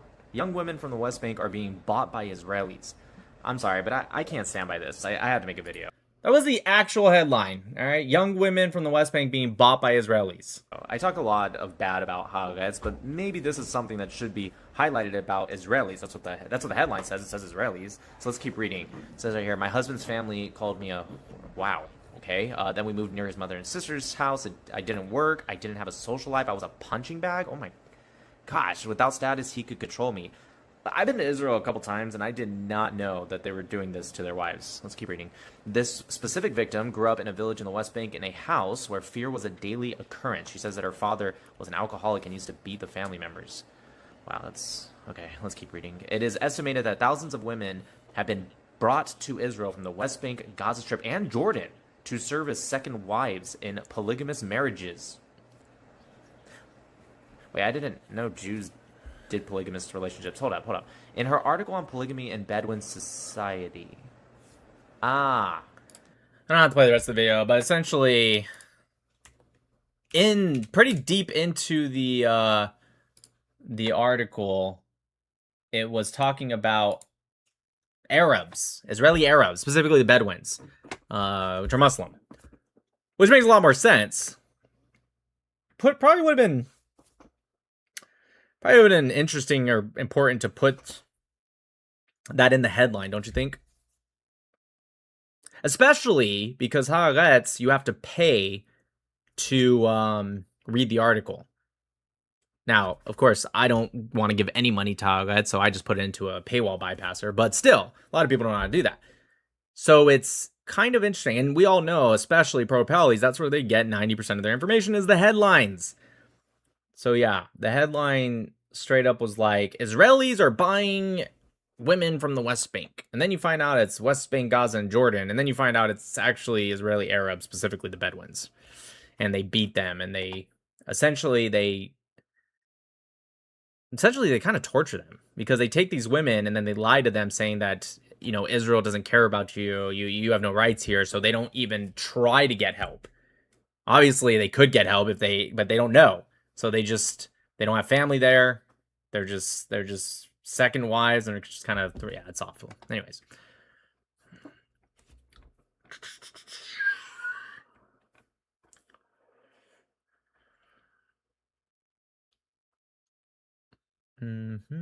This is what I'm worried about. This person said it really well, so I reposted it in my comment section.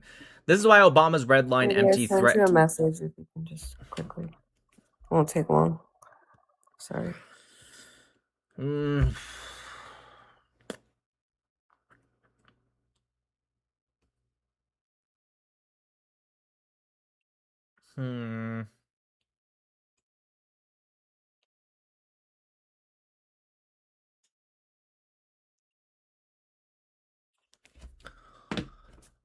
This is why Obama's red line empty threat led us here today, dealing with the aftermath of October 7th, which happened under Obama's party line successor. Yeah, I just don't want. And again, I'm gonna trust President Trump. I'm gonna trust the process. I'm gonna trust everything. I just don't want another one of those. All right. So I just get you a medium? Whatever the smallest one is. The smallest one is really small. Not that hungry. I'm just getting you a medium. All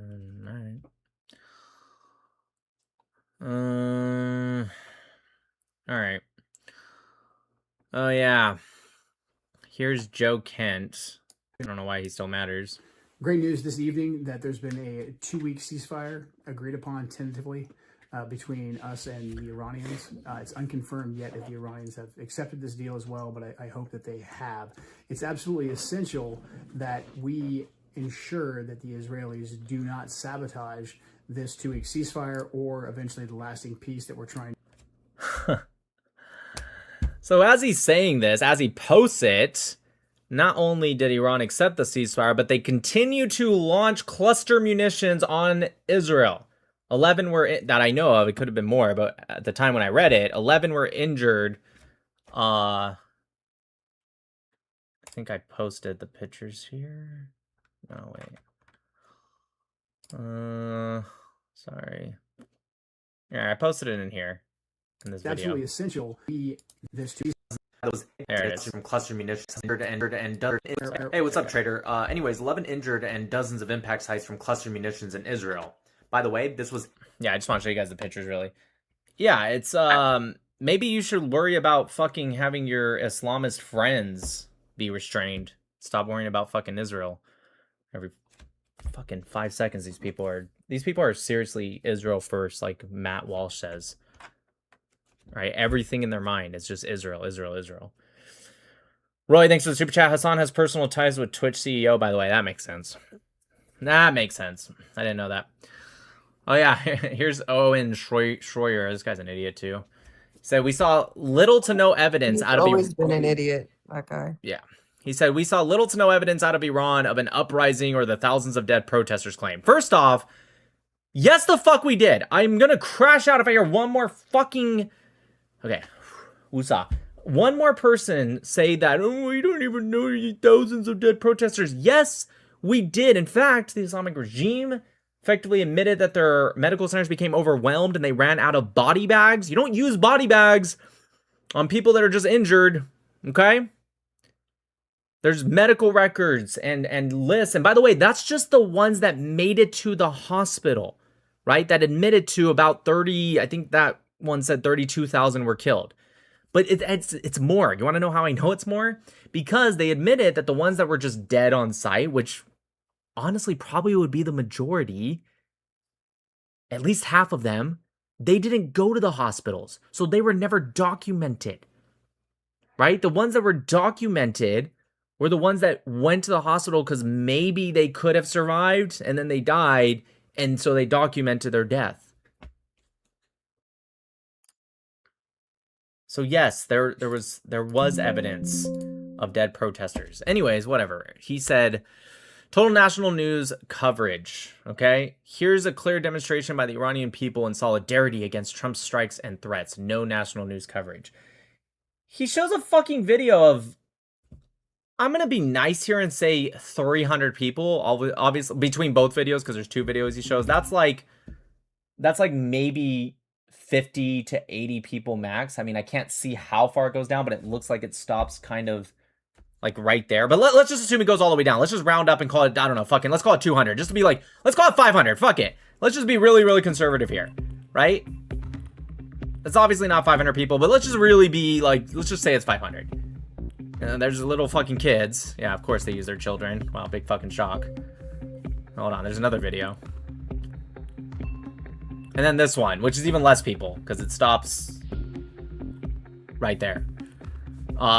So I'm gonna go ahead and say, fuck it, let's call that 500 too. Let's just call it 1,000. Let's call it 5,000 people. Fuck it. Let's just really be conservative here. Last time I checked, Iran was 93 million people, and of course I'm not saying every single one's gonna come out in support that do still support the regime, but still, like, you think this Owen Schroyer, you think this is your evidence that people in Iran support the regime? Because you got some fucking Islamist fucking bootlicker fucking... I assume before you get to you, Mingle, you'll play the song? Sure.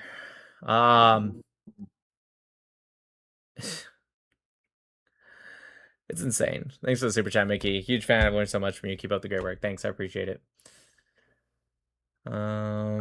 Hey, Oh yeah, moderate. so I said right here, Piers gets it for a week or two and then falls into dumb shit propaganda for months, but here's one of his good takes. This is what pisses me off so much about Piers, is sometimes you hear him and you're just like, that was pretty good, Piers. He's not stupid. That's the point. But it's only for like a week, maybe 2 weeks if we're lucky. And then he goes into months of just dumb shit, stupid Islamist propaganda.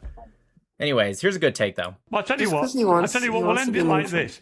Well, I tell you what, we'll end it like this. I've had you on my show many, many times, right? When do I get invited on Iranian state television? Ah, you've gone. I invited you to Iran, Pierce. I invited you to Iran. I'll do it like you do. I'll do it like you do. Down the barrel of a camera, you put me on Iranian state television and let me say what I think about Iranian state television in the way that I let you come on my show and criticize my country and the United States and the West. Fair's fair, right, Professor? Because you've got freedom of speech in Iran. There should be no problem in me, Piers Morgan, going on Iranian state television and hammering your regime. Look at his face. Look at this dumb face. He knows what Piers is saying is facts, right? You guys say you have freedom of speech, and you have your Islamic regime members come out and say, I'm the voice of the Iranian people. Don't worry about the actual voice. They agree with me. Trust me, bro. They agree with me, right? You say you have free speech. The internet shutdown is just a coincidence. It's just a coincidence. You guys don't look too much into it. So Piers is right. And look at his face. You can see it in his face. He knows Piers is right. He's like, Piers is just like, yeah, have me come onto Iranian state TV live, just like you come on my show live, same exact thing. And let me talk shit about your country. They all have that weird smirk like Sacha Baron Cohen did in The Dictator. Every one of them just has like that smile that they're like, I'm lying to you, and you know I'm lying to you. Remember when who's the guy that interviews him in The Dictator? Larry King. Yes, Larry King. And he's just like, do you have nuclear weapons? I'm sorry, I cannot hear you. Like, do you have nuclear weapons? You are a Jew. I literally cannot hear you. He's like, all right, let's move on. Oh, I can hear you now. And then when he's like, when he addresses the nation and he's like, we have nuclear power which will only be used for peace. It will, and we will never use it to strike Israel. Oh boy.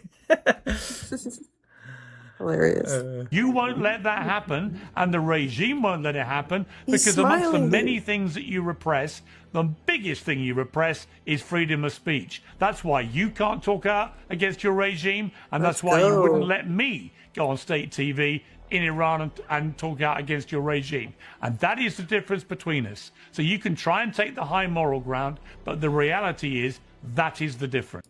Well, I'll tell you. True. Good job, Piers. Good job, Piers. See you fucking in 3 months. Oh god, dude. He's way better than the other fucking idiots. I'm convinced Tucker Carlson has actually never read the Bible.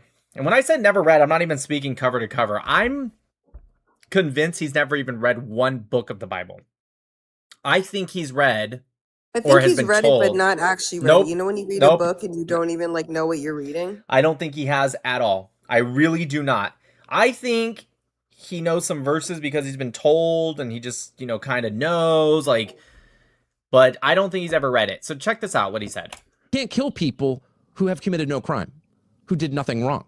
You can't murder the innocent. Franklin Graham is up there, standing at the podium, praying for that. Quoting something called the Book of Esther, which is in the Christian Old Testament, and it's the story, among other things, of a genocide of Persians.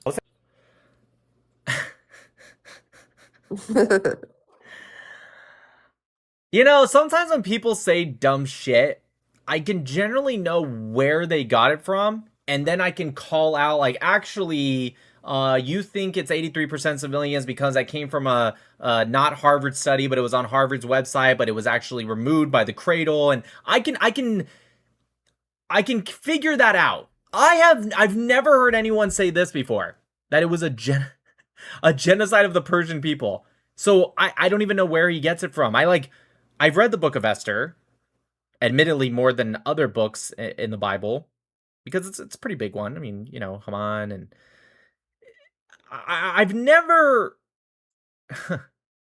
I've never been able to read those words and think, oh wait, was that a genocide against the Persians? Like, so if anyone's not read the Book of Esther, one, I recommend it. It's great, but it's not. He got it from Jon Stewart. Oh, okay. Golda says he got it from Jon Stewart. Okay, I didn't know Jon Stewart said that, but he's also an idiot a lot of the time. So okay. Oh, and I didn't even play the part where Tucker says it because obviously I clipped some of it. But he even said after he said it's in the Christian Old Testament, he's like, it maybe shouldn't have been in there. Martin Luther doesn't think it should have been in there. It's a controversial book. Look, I don't know if Martin Luther did or didn't say that. I'm going to choose to believe it. There is one thing though with the Christians, again, no offense to the Christians, but it's like there are some Christians that will say stuff like that. Like, well, maybe we shouldn't have put that book in. What? Why? Like, if it's, why would you take it out? I don't understand. Like, why would you? It's not your. It's the Old Testament. It's not. It's before you. It predates you. Why would you take it out? Just because you don't like the words of it? I don't. Anyways. So it's not about the genocide of Persians. Essentially, long story short, for my Gentiles in the chat that maybe don't go over Purim, the Jews go over Purim, they talk about this. But the Book of Esther is essentially, long story short, Haman wants to slaughter all the Jews. Actually wants to genocide the Jews, right? And because of Persian law, the king cannot really stop that decree that was put forth. But what he can do, and what he does do, because Esther and Mordecai, her cousin, get involved and says, hey, this dude wants to slaughter my people. And so what he does is he issues a decree allowing the Jews to defend themselves. And boy, do they defend themselves. They take out, Haman's sons.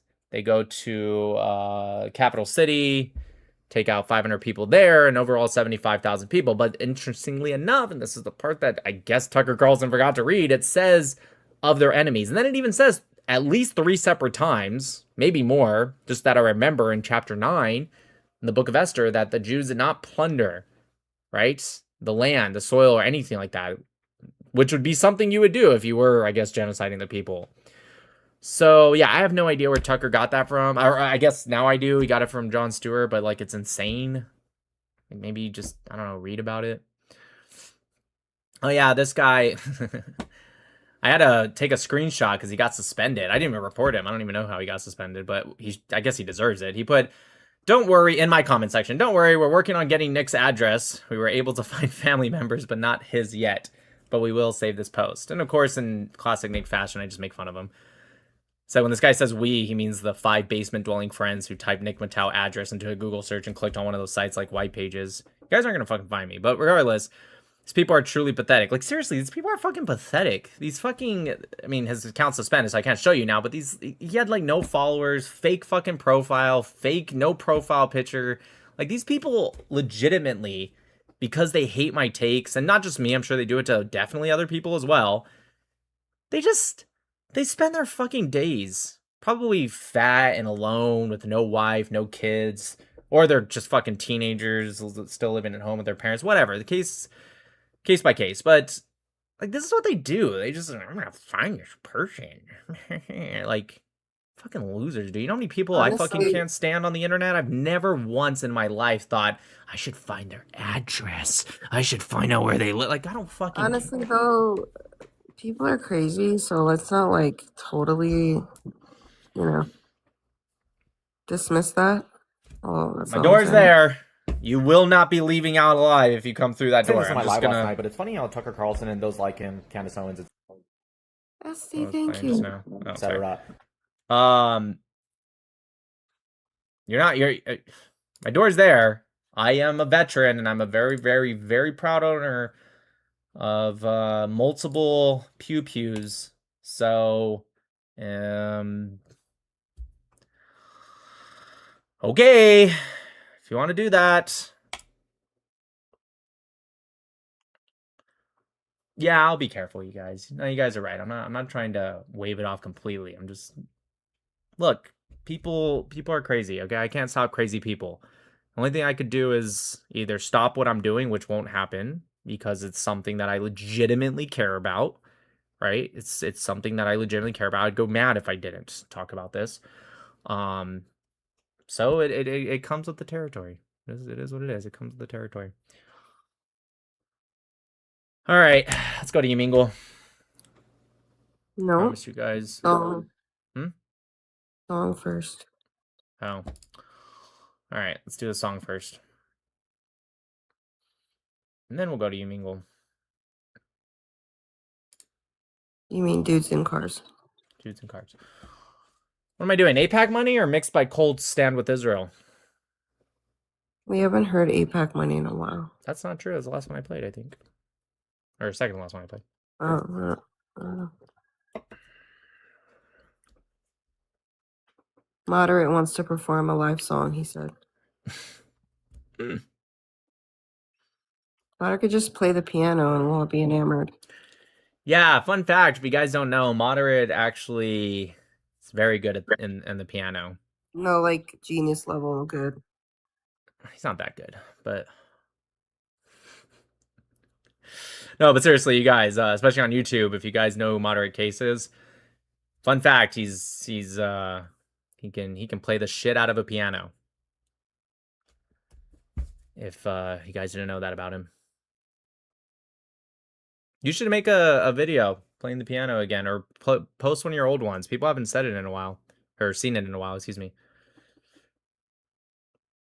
All right, we're going with APAC money because I've seen more comments say that, so let's just go with that. Yeah, Capitol Hill drip. They blaming space lasers again. Must be Friday. It's not the moon, it's the money. Let's go. APAC money, lobby power talking funny. Kesef Zorim. The money flows, honey. Shalom ve'bitachon, shalom yu'bitachon, peace and security. APAC money, Capitol Hill energy. Lasers in space, rumors online. Meanwhile in DC, they're cashing the line. Left, right, same green scene. Money buys truth on your newsfeed screen. 7K a post has Barra online. Meanwhile in Qatar, they're cashing the line. Left, right, same green scene. Money buys misinformation in your school. APAC money, lobby power talking funny.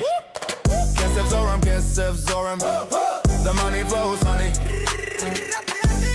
Shalom ve'bitachon, shalom yu'bitachon, peace and security. APAC money, Capitol Hill energy.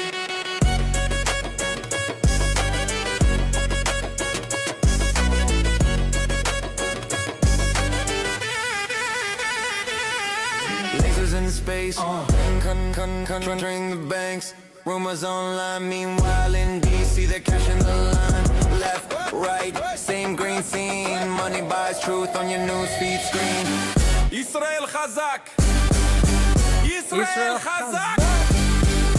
Israel strong. Votes come quick when the lobby's long. APAC money, APAC money, APAC money. Kesef Zorim. APAC money,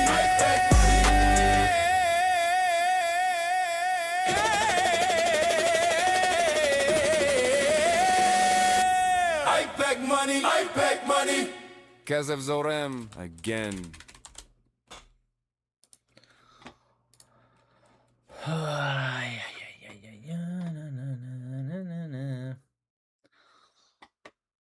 Why is this not? Whatever. Whatever.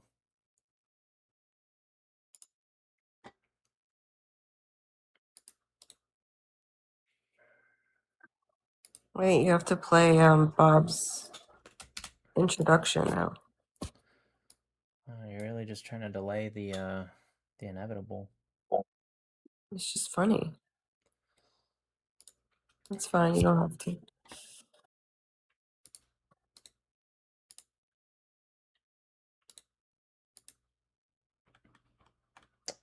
Why is this not? Hold on one sec, y'all.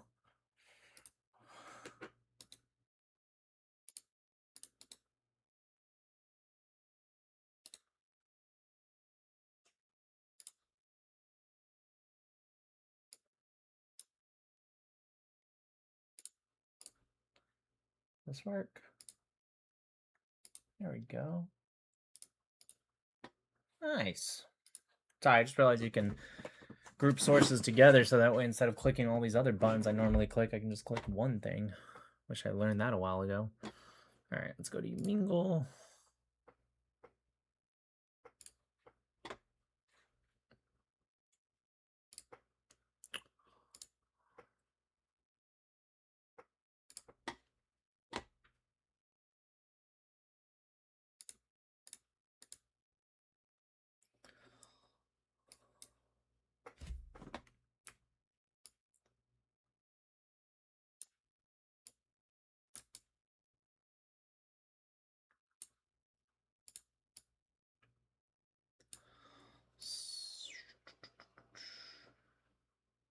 Speaking of earlier, when I was talking to that, I don't know why I just remember this. When I was talking to that one guy that's talking about people incorrectly calling people Nazis, it actually happened today. Literally, I was. For those that don't know, you may not know her. If you're into conservative, like you follow conservative content creators, you probably know her. But if you only like kind of really listen to like Israel, Iran type stuff, you might not know her. But her name is Petty Crocker. Okay, great creator, by the way. That's actually a really good username. Yeah, it's great. She's this Southern woman. She's very lovely, very nice. Like really, legitimately one of the nicest people you ever meet. If you ever get to meet her in real life, I met her at one of the Turning Point events some time ago, and she legitimately is super nice. Anyways, her name on TikTok is Petty Crocker 88. Now, she was born in 1988. However, leftists will assume it's a dog whistle for Heil Schmittler because that's what the number 88 means in white supremacist circles. That's not what she's using it for. Okay? So, there's this leftist who is jealous of her because she has more Petty Crocker has more followers than her. So she made this whole video going, there's literal Nazis on this page. She's about to hit 500,000 and I don't even have that many, and she's a Nazi because she has 88 in her her username, and she has like lightning bolts, and it's not like SS lightning bolts, it's like one on each side. It's just, again, it's like David Bowie had it. It's like not how she's using it. But anyways, so why does 88 mean that? It's because the 8th letter is H, so it's HH 88. That's why. Anyways, obviously she makes a video back just making fun of her, and a lot of people came out like, dude, Petty Crocker is not some anti-Semite or a Nazi. Petty Crocker, who follows me on like all my accounts, like Instagram, multiple TikTok accounts, I made a joke in the comment section. I was like, yeah, I'm just gonna take a wild guess that a neo-Nazi is not gonna follow my account. But yeah, so anyways, also short for 1488. That's true. Yeah, 1488 is also a dog whistle. It's the 14 words. I don't remember the 14 words, but it's a sentence that they say about, I don't know, progressing the white race, and 88 is HH.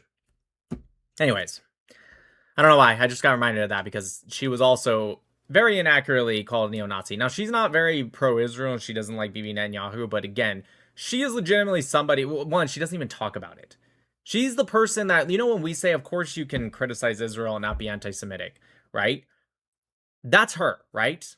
Like, the people that go, you guys always say we can criticize Israel and not be called anti-Semitic, but you're always calling us anti-Semitic. It's like, yeah, because you are anti-Semitic, right? You go beyond criticizing Israel, and it's like all you think about day and night. Like, someone like Petty Crocker, she's talked about it like maybe once ever. She doesn't care about it, right? And of course, she still supports Israel, she just doesn't like this or that about it. And it's like, but yeah, definitely not a Nazi. All right, let's start. Hey, there he is, Slave. What's going on? How are you? You just call me a slave? Yeah, you're the Noahide slave. Are you? How's Danielle? Are you Muslim? No, I'm a Christian. I'm a Lutheran. You're Lutheran? Yes, yes. Okay. I don't know you, but what's on your mind? Nothing. I just don't like that you get paid by Jews. You don't like that I get paid? by Jews. Yeah. What if I got paid by Muslims? I wouldn't care. No, no, hypocrite. Yeah, it's kind of Anyways, do you have anything else? Because, I don't really care yeah. if you don't want. If you want to talk about like my All right. personal life, it just doesn't really matter, you know. Let's talk about how TikTok's owned by Jews. I don't care. It's owned by Jews. Is it not true? Jews own a lot of stuff. They're smarter than you. Get over it. All right, let's talk about the fact that you lied. You I don't lied even know about who you are. Israel. You lied about Israel. What did I lie helping the about? US find the F-15 pilots over in Israel. What? Or, yeah, in Tehran. You lied about the F-15 pilots being found by Israel. Well, not pilots. The navigator was found. That's true. No, it wasn't. Yes, it literally was. What are you talking about? No, they weren't found by Israel. They didn't have pinpoint location. Your own words. No, yeah. Would, So would they you like me to read use them? yeah. It's very simple. They use their intelligence to help the United States pinpoint his location. That is true. But they didn't. Yeah, they did. No, they didn't. Okay, but they did. They used their own material. They used their own technology. Yeah, no, they worked with Israel. You know, America said this, right? They Very worked little, with Israel. Very, very, very little. So they helped them. Knowledge. Wait, hold on. Wait a minute. Barely. So No, wait no, a no. minute. So they helped them. You made an emphasis. Wait a minute. Let's- Stop. I wanna So they hear- I helped wanna read them. your own word No. off I want you you your own to. words. Yeah, Negligible. Okay. Negligible. No, it wasn't negligible. No, it wasn't. Yeah, it was. You're making that up. No, you're making that up. You're already Negligible. lying. Let's use Yeah. Anyways, you're getting muted now. Yeah. So, anyways, this guy is already. Well, first off, he's hiding his face, which I don't fucking talk to people that hide their face. But regardless, yeah, they fucking helped. He's making up the words negligible. America came out and talked about this. I promise you, the statements from America never said anything about negligible. Nothing at all said the word negligible. You know why he's saying that? Because he just got called out for being an idiot. Because he said they didn't help, and then he admitted that they did help. So he's saying negligible because he realized that he was wrong, and so now he's trying to be like, oh, it's negligible. And now he's still probably fucking talking when we can't even fucking hear him. Look at him. Look at his stupid fucking face. Half of his face.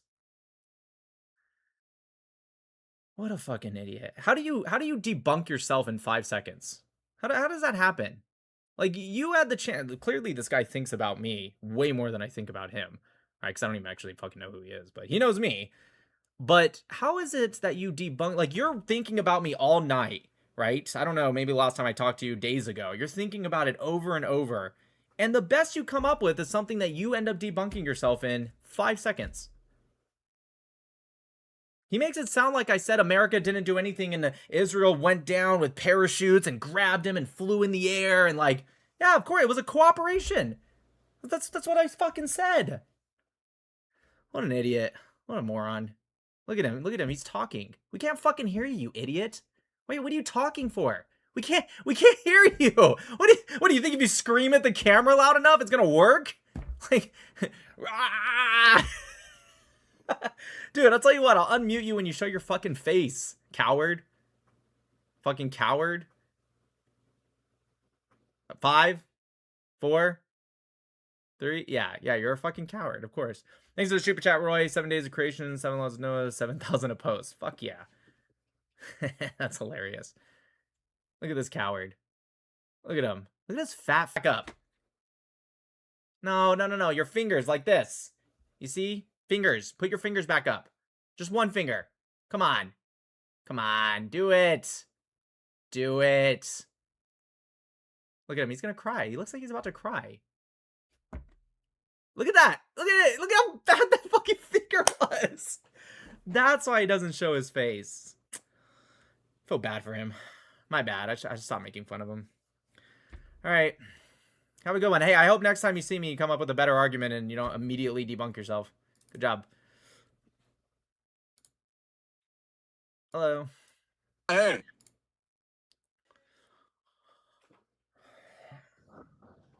Hello.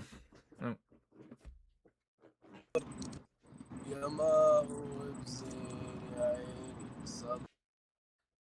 right. What's up, brother? Hello. Hello. How are you? Bob. What? Good. You okay? You look sad. Why are you sitting in a Sorry. room? Just like a lonely room that's blue. I'm waiting for your mom. I'm sorry, what? I'm waiting for your mom. She's You're coming waiting right for now. my She's on the mom? road. Yes. What is it with Arabs and Muslims always talking about other people's moms? It's like you're like 99% will say mom, Because and then like 1% will say sister, but almost always it's mom. Like, what is it with you guys? Do you guys have mom. mommy issues? I don't understand. No, because we love him like any. I'm not even like making Because that like the up. Like mommy, almost everyone says she like moms. she's not a virgin. First of all, not gonna be a virgin. Or she's like any. Did She you just got say like you're a some. virgin? Your mom's not. Is your mom a virgin? Oh, I thought you I'm a said you're a virgin. virgin. Well, of course she's not. No, That's. But, I'm a virgin. I bet you Are you are. a virgin? No. You're not a virgin? Are you married? No. Yes. Happily What's his married. name? What's his Why? name? Why do you want to know my wife's name? I want to just know. What's his name? You know that's haram, right? No, it's not. Yeah, it actually is. No, it's not, gang. I'm just asking for a name. You're not supposed to do that. Man, That's do it about me. Just insane. send me her name. Dude, this is why Allah is blowing up all your countries, because Muslims don't act like Muslims are supposed to anymore. You guys do not follow the Quran. You guys do haram shit all the time. You guys are sexually like you guys are like sexually you guys are like sexually hold on, brother. I'm trying to help you. I'm trying to help you. I'm trying to help you. I'm trying to help you. I'm trying to help you right now. I'm trying to help you. I'm trying to help you. Okay? So you guys are all like sexually repressed and you guys talk about fucking other people's moms and their wives and their sisters. Do you think Allah wants this of you? Do you think you know when Muhammad said the best? Yeah, go ahead. Yeah. First of all, you're not Allah to talk about this. You're not Allah to talk about this. No, the Quran says it. The Quran says it. You're not okay, but you're not Allah to says that's halal, that's haram, that's so you're not following. So you don't want to follow the Quran and what it don't says. Worry about me. You don't want to follow the Quran. Don't worry about me. So the Quran doesn't matter. The Quran doesn't matter. Don't worry about me. Allah's gonna tell you like in the end. Don't worry about me. That's true. It does. There are Muslims that think it doesn't matter if you shut up, boy. Hey. I'm gonna mute you. Go ahead and speak what you want. Anyways, there are Muslims that say you guys can just do all the sins in the world, but as long as you pray 5 times a day, you're good, right? Well, that's what you be doing right now. You can't say that's Muslim, that's not, that's this, that's it. You can't say that shit, right? Bro, can you speak English? Fuck your mama, gang. See? They're not real Muslims, dude. They don't act You're like not real Allah Muslims. talk about this, gang. You're not Gang? Allah talk about this. Whoa, dude, you're from Yes. Wisconsin, bro. I'm from LA, nigga. Oh my god, dude, no you're not. Shut up. You're from fucking Iraq or Saudi Arabia or some shit, dude. The fuck? I'm Palestinian, nigga. No, I believe you live in LA, but you're not from LA. Your people are not from this land. You guys came here in the last like 20 to 50 years at most. Don't worry about us. You didn't help build this land. You didn't. Well, there he is, my goat, Nick. Hi.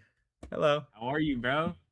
Good. 1 second. Isaiah, thank you. Hi, Nick. Do you have a stream or video where you debunk the most common conspiracy theories about Jews? Dude, there's way too many conspiracy theories about Jews. I can't. That would be the longest video ever. I love your videos, bro. Thank you. I appreciate that, man. You. Thank you. Are you streaming right now? Yeah, I'm streaming. That's cool. You got any good debates today, or? Not really. Typical turds. Pretty much, yeah. Got you. All right, man. All right. God bless. You, yeah. Bye.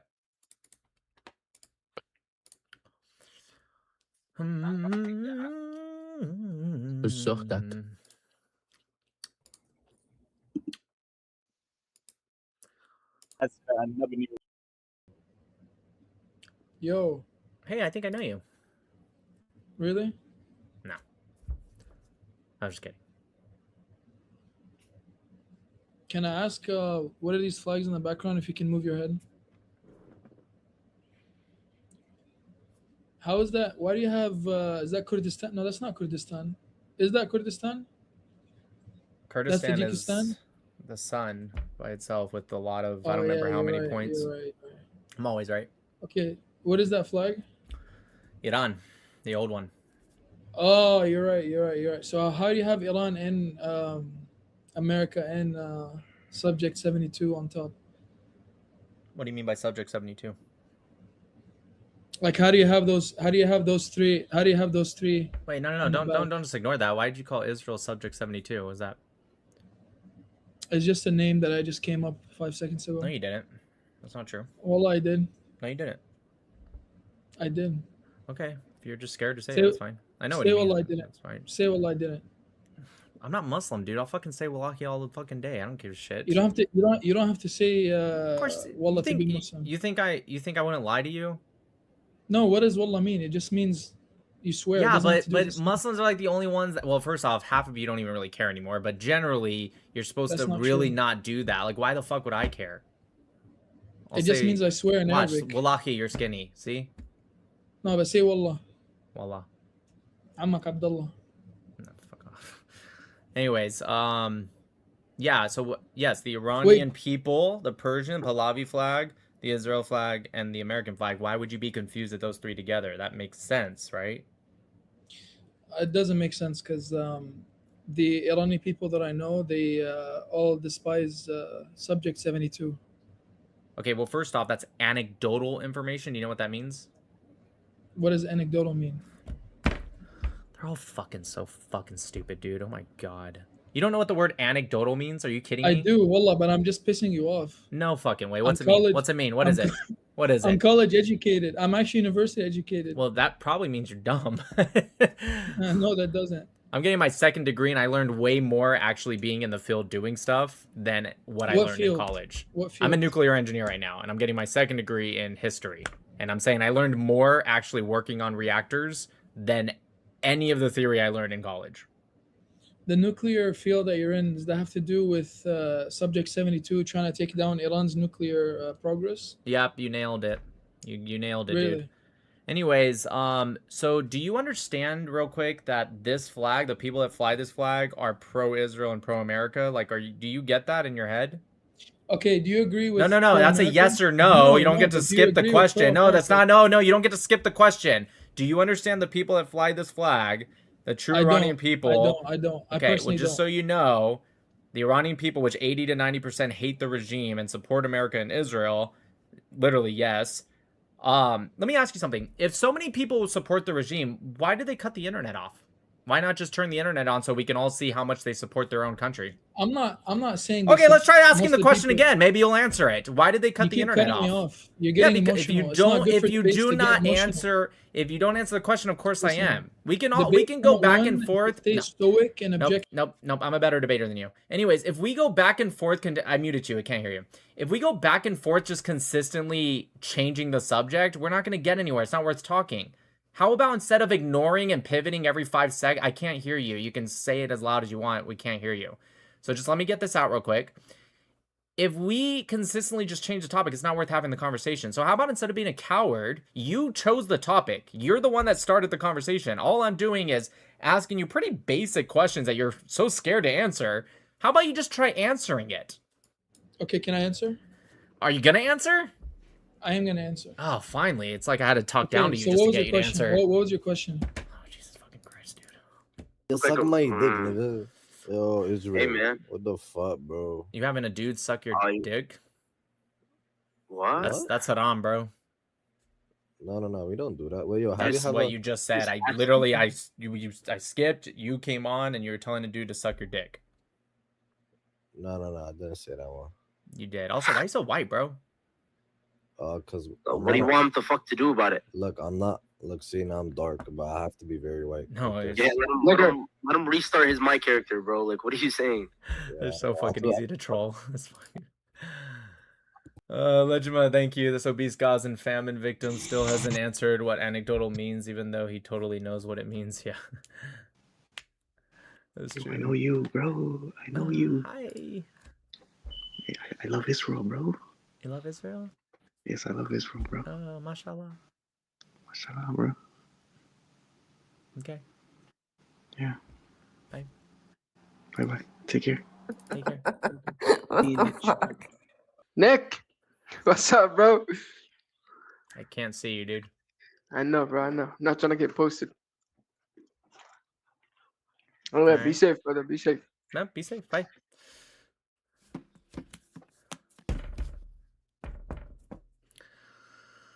You good, bro?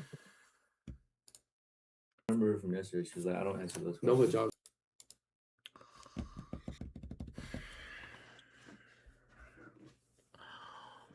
Hello.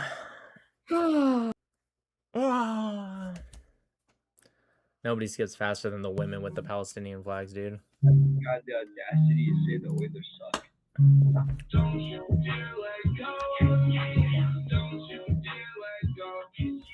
Dude, this song fucking sucks, bro. Say that to me, and I'm in Alberta. This song is fucking trash. ننزل من عن ايري انا مش فاهمك انت. Where you from? Hi. Hi. What the hell's going on in your background?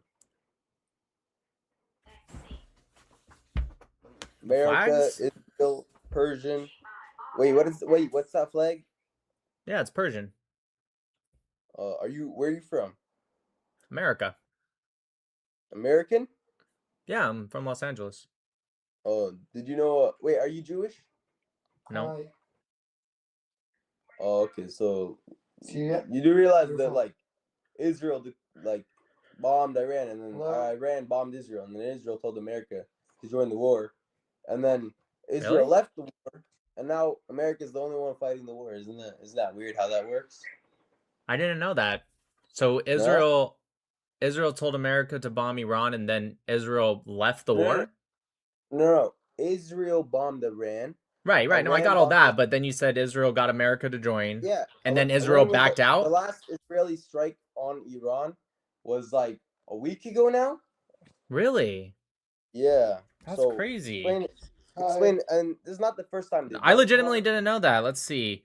Israel strike on Iran. Where from? Are you being serious or are you fucking with me? No, I didn't know that. That's crazy. It says right here 45 minutes ago that they did a strike. Israel continuing to strike in Iran. This was from 5 hours ago. Wait, did you just lie to me? No. Israel continuing to strike Iran. This is from this is from today. Why'd you lie, bro? I didn't lie.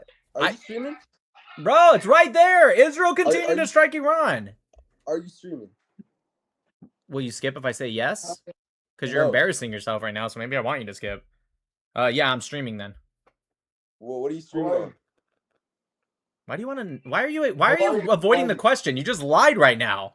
I literally believed you. I trusted in you. What the fuck is wrong with you? I just want to know, like, what the fuck you're streaming on. Okay, sure. YouTube, X, and TikTok today. Am I streaming on anything else right now? YouTube, X, and TikTok. But real quick, why did you lie? Wait, hold on. This one's from 12 hours ago. Tracking Israeli strikes on Iranian infrastructure. Holy shit, this guy fucking lied. I believed him. I trusted him. What are you doing right now? In Makan Israeli?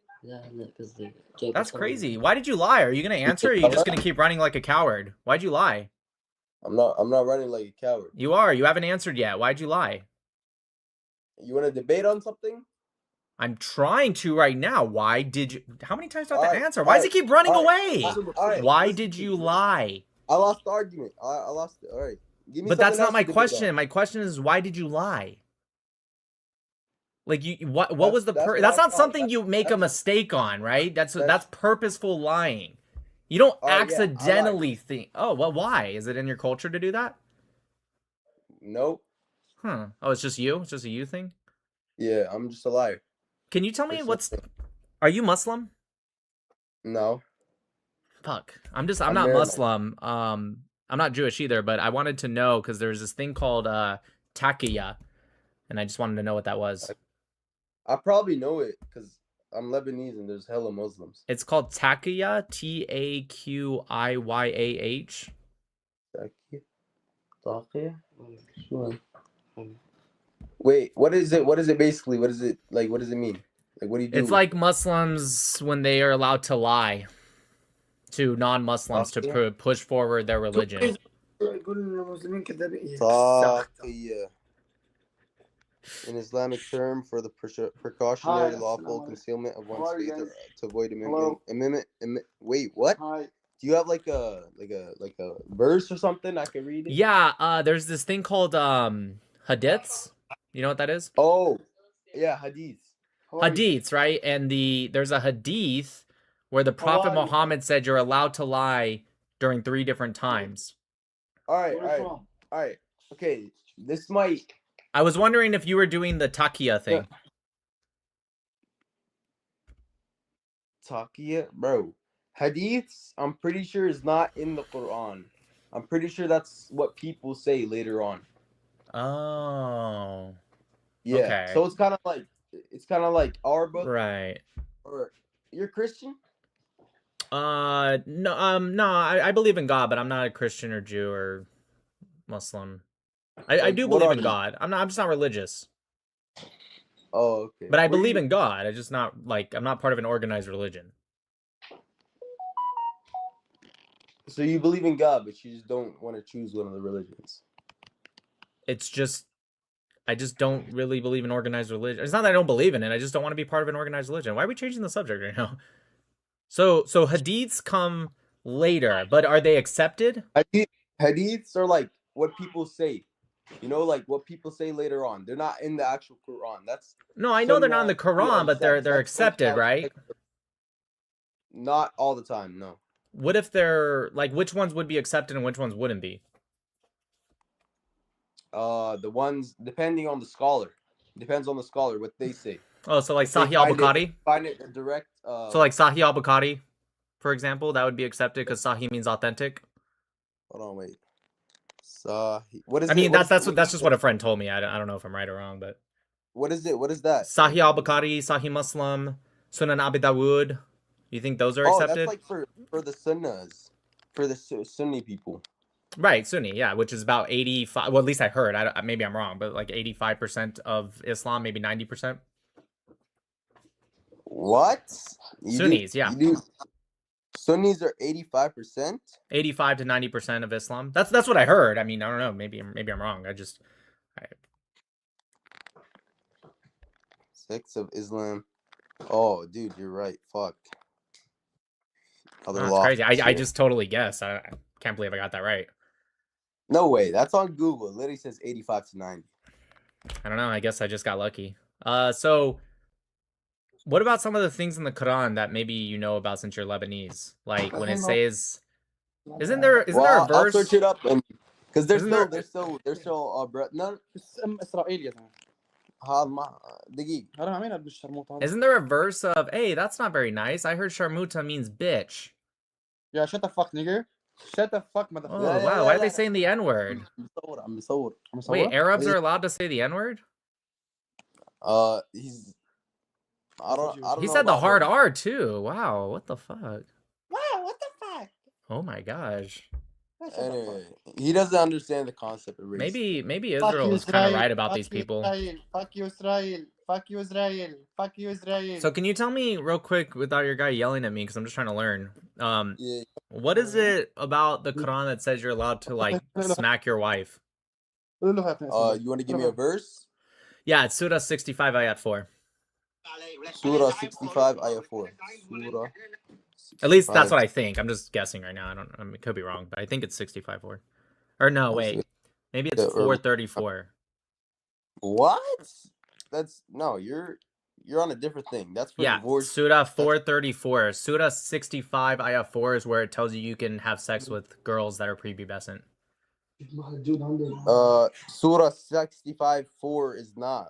Yes, it says that the iddah of a woman who has not yet reached puberty is 3 months.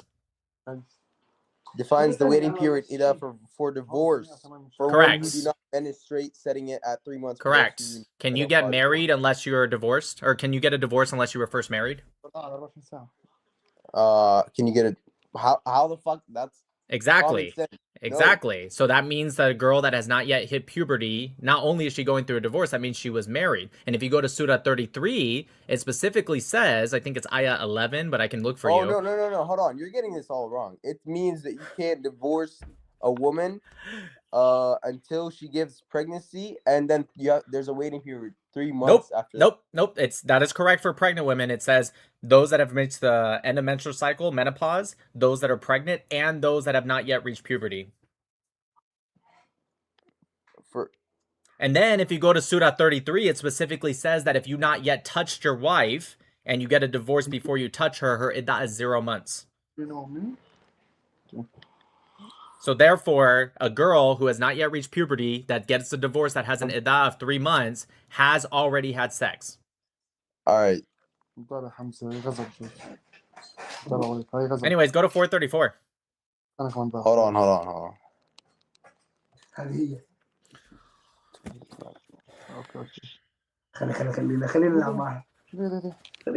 Well,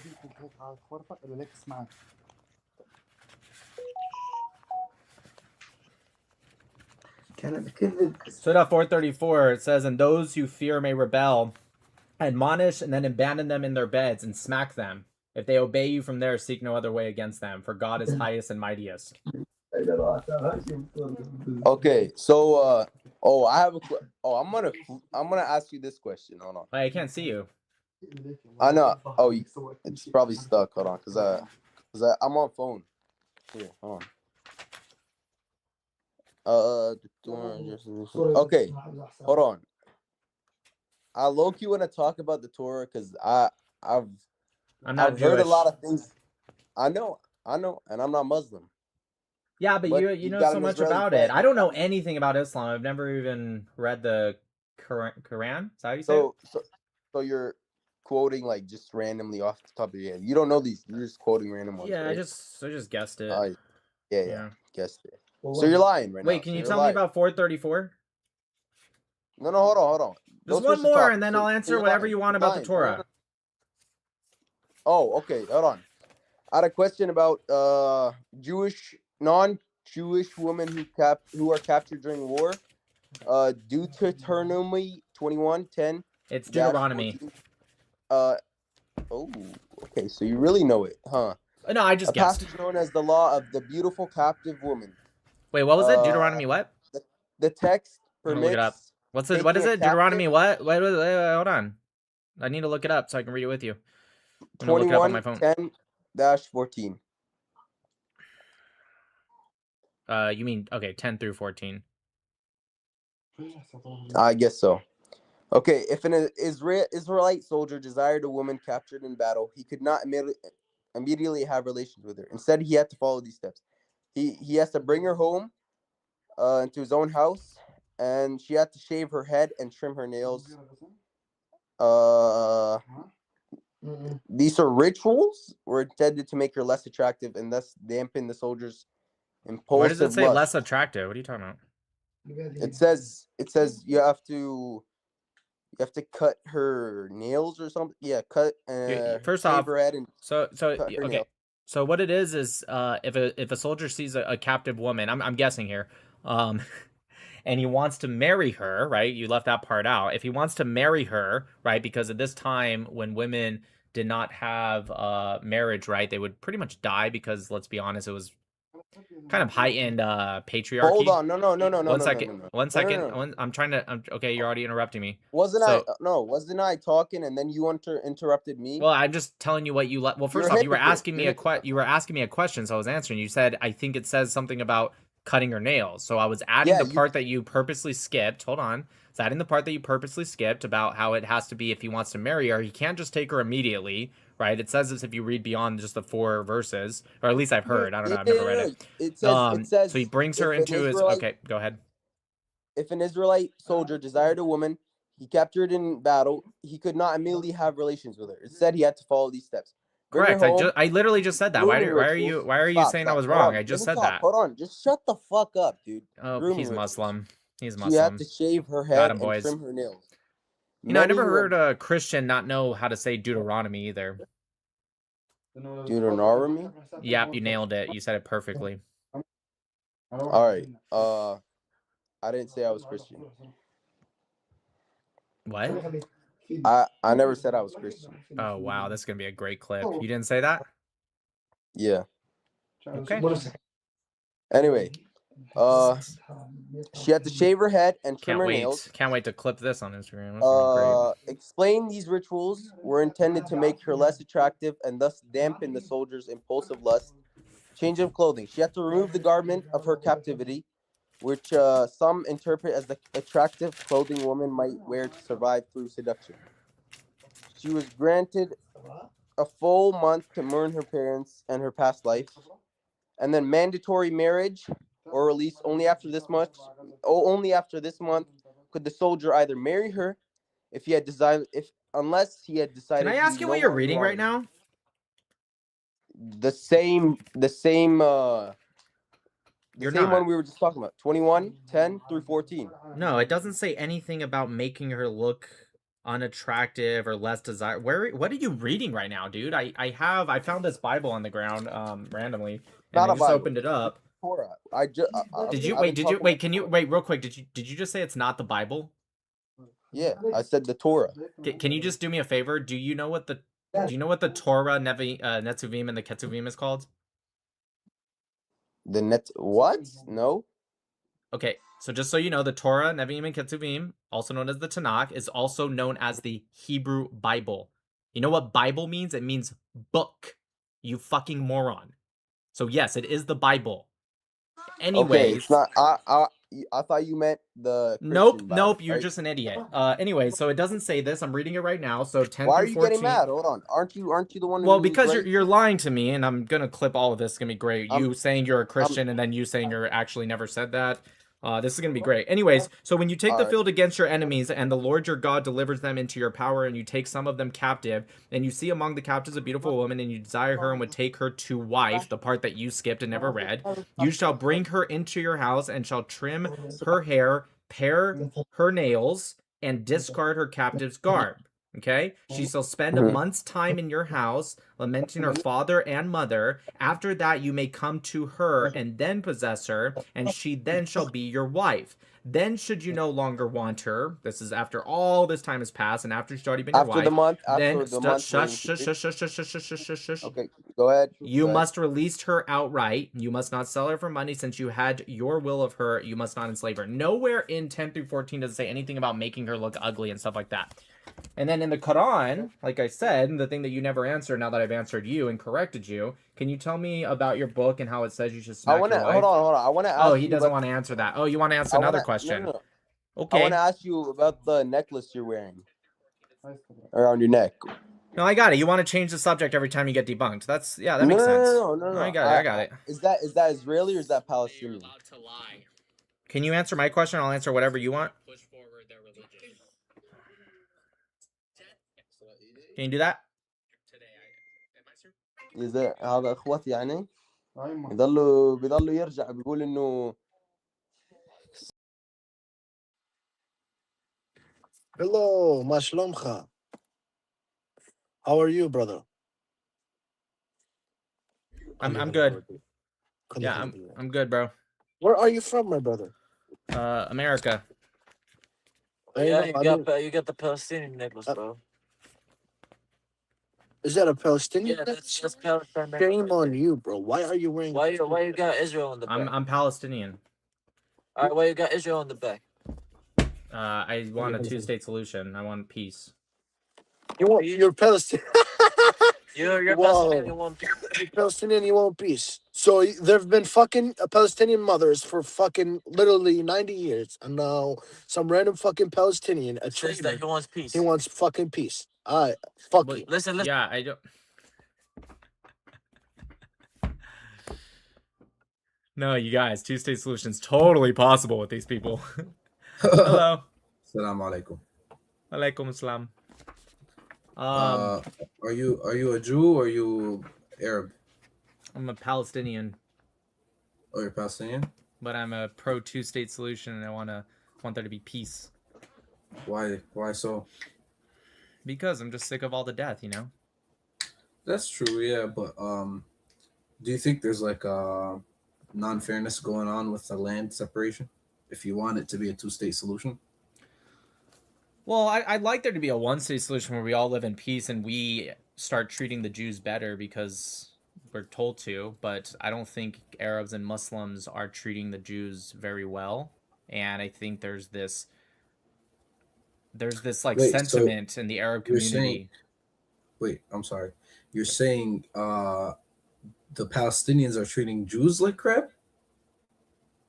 Well, not Palestinians specifically, Muslims and Arabs. Mostly Muslims.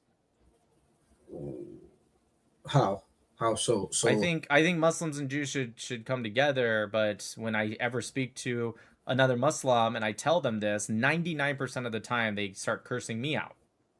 I'm not gonna curse you out. We're having a civil conversation. You're so far you're the 1%, but like most of the time, it's already right off the bat bad. I just like I think you're going off of bias because you think that Arabs or Arab Muslims in general are the ones oppressing the Jews, even though it's the other way around. It's not about no, I didn't say I never used the word oppression. I said that I'd like there to be a one-state solution. I just don't think it's possible because both sides are mad at each other and are consistently.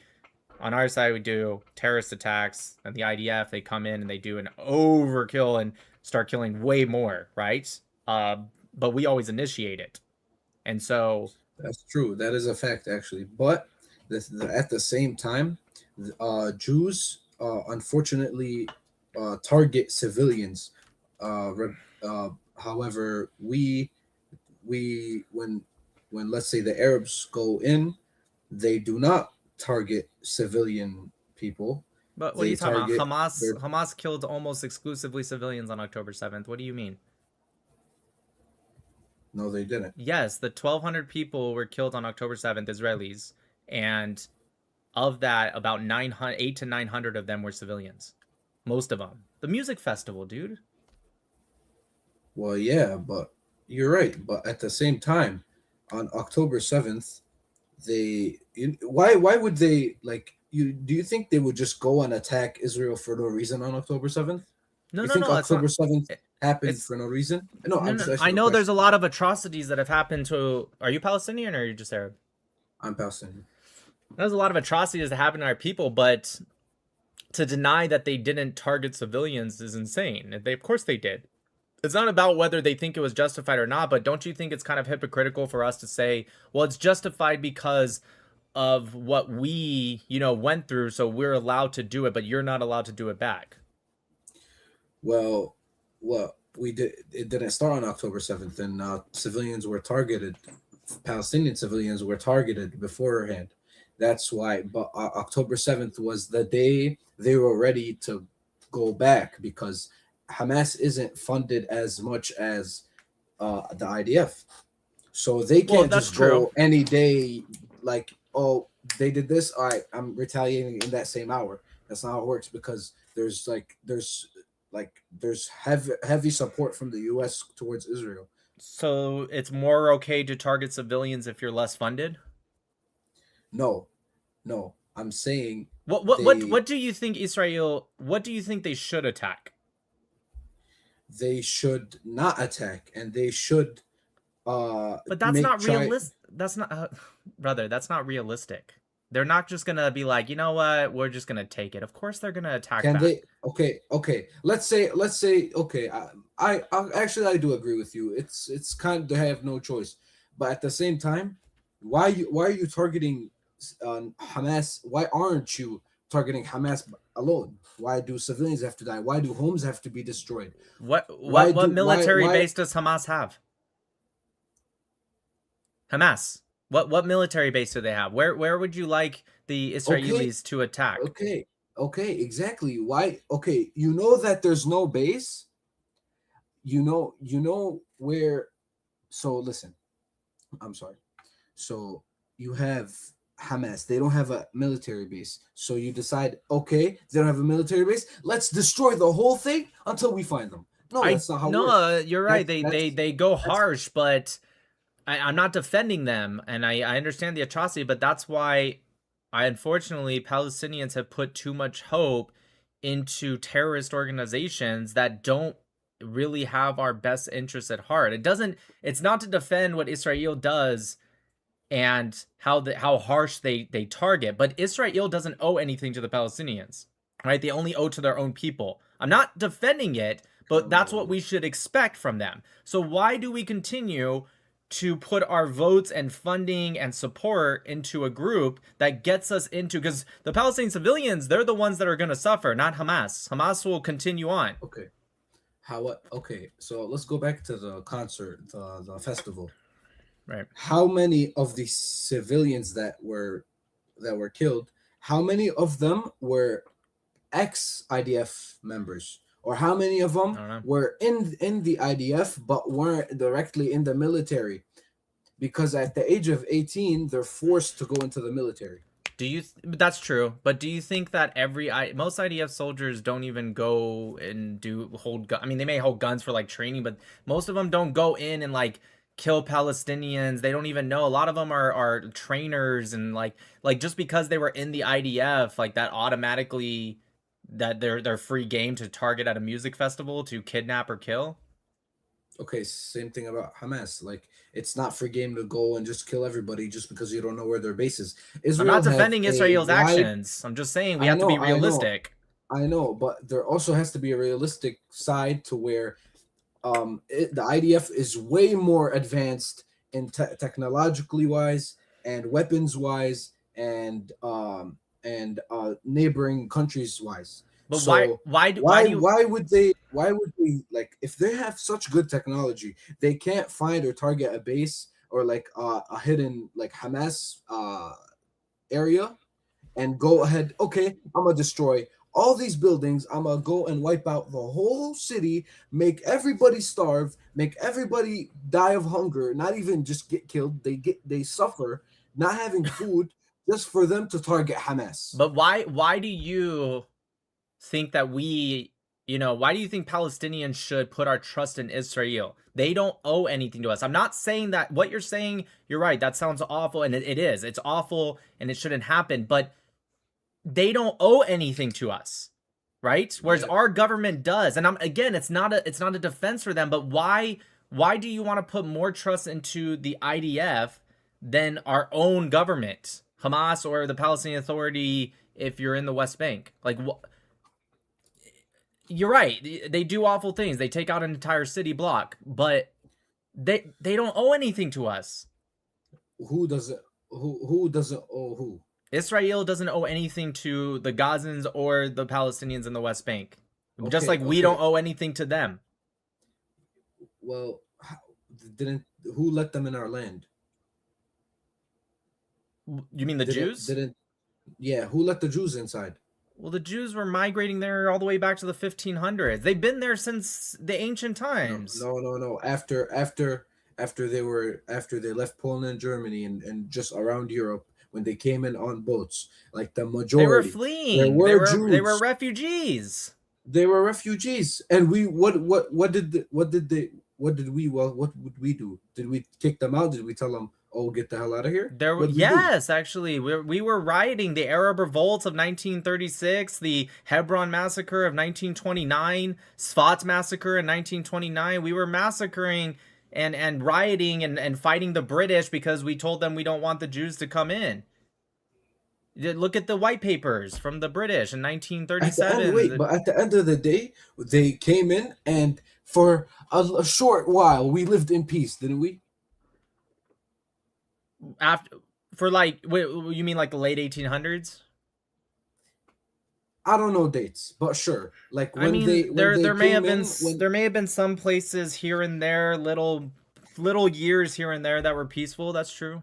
Yeah, because we all lived in together, Jews, Christians, and Muslims. You're right. The British kind of messed up more than the Jews and the Arabs. The British promised the Arabs one thing and didn't provide. They promised the Jews one thing and didn't provide for them, and then they just left. So yeah, the British did kind of screw up a lot of that balance. But we're not talking about any more 80 years ago. We're talking about today. The people born today, just because they're Jews and they're in Israel, it's not fair to say they don't know what they're born into. Just like a Palestinian kid doesn't know what he's born into, but they're born into it. So it's not particularly fair to say, well, we're going to kill you too. It's not like they're the ones that came in 1948 or anything like that. Yeah, that's true. Like, the thing is, do you believe that? One second. Okay, here. What's the difference between an IDF soldier and a Hamas soldier? What do you mean? Can you state differences about them? Like, what the IDF is part of an official military, and Hamas is more of a militant group, like a paramilitary. But at the end of the day, aren't they the same? No, I don't think so. IDF wears So uniforms. Hamas doesn't.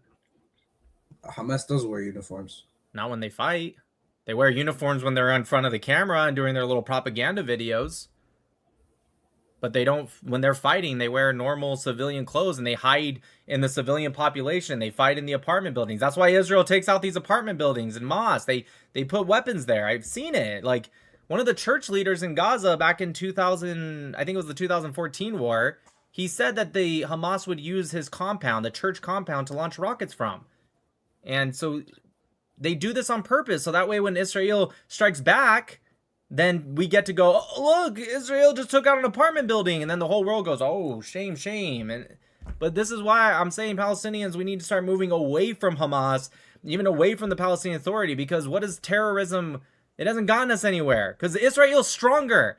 That's what's going to happen. They're just going to strike back and we're going to lose 100 times more than whatever we can do to them. Every single time. Yeah, that is true. But like, what's your point? So like, I don't get it. Like, so your point is that you just want them to stop? Stop committing acts of terrorism and then targeting people because they're Jews? Yeah. Wait, but don't you think Jews are terrorists too? Jews? Yeah, like IDF. No, of course not. Zionists. Dude, 99% of the IDF, we have to be honest with ourselves. 99% of the IDF never even really sees combat. They don't do, like, we have this, like, idea that we think all IDF members have, like, the same ideology. There's people in the IDF because they're forced to go in. There's some that are probably left-wing, some that are very right-wing. There might be some that are total terrorists and they hate all Arabs and all Muslims. But, like, this idea that we're trying to compare IDF to Hamas ideology is something you go into because you agree with that ideology. You're an extremist. The IDF, they probably have leftists, right-wing, religious, atheists. You don't go in because you have that extreme ideology. So you're like, I want to join the IDF and kill Arabs. Like, it's not like that. But if you join Hamas, you have that extreme ideology. Well, at the end of the day, let's say the little Palestinian kid sees his father pass away. Wouldn't he grow up to want revenge? And the kid is innocent, and the father's innocent. That's true. Sometimes that Hey, does guys, happen, and it's sad. Like it happens. Not even sometimes. It happens most of the time. Kids grow up joining the extremist Hamas group that you're talking about. But is mostly, like, I'm gonna say like 75% because they want revenge and they want to But it's not- success their parents or That's success their true, but family they're members. already pushed into that extremist. In Gaza, they have the that Mickey Mouse Tomorrow's Pioneers show that they showed them, and they teach them how to kill Jews and commit be a martyr and commit jihad. They have the look up the summer camp. It's called Saplings of Jerusalem in Gaza. They literally they have this, like, they teach the kids early on. So if their parent does die, maybe he does, maybe he doesn't. But if their parent or parents die, they're already kind of brainwashed a little bit from the start to be extreme. So they just need that extra push. And sometimes they join Hamas even when their parents don't die because they're taught from very young, because we've allowed Hamas to take over all of Gaza. They're in the West Bank too. They don't have full control there, but they're there too. And they're teaching Palestinians consistently, like, you need to continue doing this stuff and you need to continue on. And what has it done? The Palestinians, we lost more land, we've lost more lives, houses. Like, what do we have to show for it? Nothing. There's nothing. We're about to lose everything if we don't stop. It's never worked. It didn't work in 48 during the Nakba. It didn't work in 67 and the Yom Kippur War and all of it. It never works. All we've done is lost more and more land each time. So what you're saying is we should stay in the occupation, stay being occupied by the Israelis, and still have borders, still being not able to move from city to city, not able to travel. No, I don't want that. Gaza. Yeah, exactly. But let me finish. So when like let's say yeah, okay, the Hamas stops rebelling. Hamas stops their extremism. Okay, they're just gonna stay like that until Israel slowly gets up and up and up until they conquer all the land, and now no, That they're might not living in happen, but peace. that's Now already the whole map of Palestine is going to be blue. okay. But that's already There's no longer happening. going to be Gaza. There's no longer going to be West Bank. Okay, but It's hold, like 1 second. Let me answer that. That's already happening, and all they do is they tell the world. And yes, we have a lot of support, especially after October 7th. But it's gonna dwindle down. You know, it's true. People are gonna move on, and it's just gonna be like before. People just forget about the Palestinians again, except for the few that always talk about it, right? And what happens is all Israel has to do is be like, well, look, they did this terrorist attack, so that justifies what we do. And of course, there's going to be people in the world like, no, that doesn't justify it. But there's going to be a lot that like, you shouldn't have did the terrorist attack. If we stop terrorism and we try for peace and try to teach our children to be peaceful, if Israel continues to do it, then the same thing's going to happen as it is happening now. But at least now Israel looks extremely evil because then we didn't do anything. There was no October 7th. There's no justification. And we end up with the same outcome. Think of it like this. Let's say they do what you said. Let's say they do practice peace. Let's say they do let's say they start living normal lives, right? Stop with let's say Hamas got nothing. Hamas retired, right? Let's say they'll think, okay, now if Israel does anything, now Israel looks more evil. But why would the Palestinians, especially Gaza, why would they want to risk that? You know what I'm saying? Because it's Why happening would they risk it? anyways. It's happening anyways. Well, in their minds, they're not safe. So like you're just saying, like for the Palestinian kids and women and wait, who's not safe? hungry The children- Israelis or the No, the Palestinians. Like they're just gonna lay down and take it. Lay down and No, take it. I don't want that. I want to until work. the UN says Israel stop. The America says UN's Israel the UN's stop. useless, but The UN is useless. but my point is that the Palestinian, when we were more secular under Fatah, we were actually working towards peace. I'm not saying it was perfect, but it started. There was negotiations, there was talks, there was the Oslo Accords. And I'm not saying the Oslo Accords were fair, but it was something. And so Israel has multiple times has come to the table, and each time our leaders have failed us by just either not just saying no, but attacking them with terrorism. Yasser Arafat did it. Okay. Mahmoud Abbas Okay. did it. Okay. Sinwar, Yahya Sinwar. Okay. Let's not talk about Mahmoud Abbas. Let's not talk about Sinwar. Let's talk about Yasser Arafat. How did Yasser Arafat pass away? I mean, nobody really knows. There was a rumor that he actually had AIDS, but I don't think that's true. But nobody actually knows for sure. Nobody knows for sure. But at the same time, the biggest rumors of all are not AIDS. I've never heard that in my life before. But thank you for informing me that there's rumors. It's just a rumor. Yeah, it's just a But, rumor. yeah, but at the same time, Yasser Arafat, he was one of the greatest leaders. He was one of the greatest presidents of the Palestinian state. And at that time, when he was trying to negotiate peace and he was trying to make our land better, and then when he passed away, when Mahmoud Abbas came along, everything started going to shit. Everything That's true. started Abbas like sucks. That's true. And at this point, it's like it's been tried before.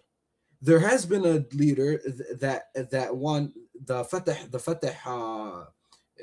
are the Republican side, right? Or like the liberal. Yeah, well, what, Fatah? Fatah, yeah, they're like they're more government. secular. They're more secular. They're not like Hamas. So Right. like the political. So they're like more of an actual political group rather than Hamas. Yeah, they're So more Fatah- national. They're more national, exactly. So Fatah is it's been tried before. Mahmoud Abbas, okay, and then Fatah came along and boom, now it's been going to shit. So Fatah is not gonna work. Hamas is not gonna work. Nothing's gonna work. We're just gonna keep getting our land taken from us. We're gonna try to sit back, relax, and take the shots, and we're gonna get. It's the same thing's gonna happen. Like you said, I like how you said it's gonna keep happening, But at the same time, at what point is it going to stop? That's a good point. When I is don't it know if enough? I have that answer, but what I will say is that every time we try fighting back, it never works, and it's always way, way, way, way worse. Exactly. Because we can't Okay. fight against a military that is more powerful, they have more weapons, they're more funded. It's just it's stupid. Like, why would you beat up? It's like me going up to someone who's like a 300-pound UFC fighter and punching him. It's like, it's not gonna work out for me. I'm like, he would knock me out. And so it's like that's what it I feels agree like. with you on that. I agree with you on that. There's no point of us fighting Israel like we're gonna win. But at the same time, when is it going? When is the Thawra al-Arabiya gonna come? When is it gonna become a fact that Palestine is separate from Israel and Palestine is living in peace, doing their business how they should, living lives? So how come we never accepted that? Whenever during the realignment plan in when are the 2008? other Muslim countries are going to be stopped governed by Israel?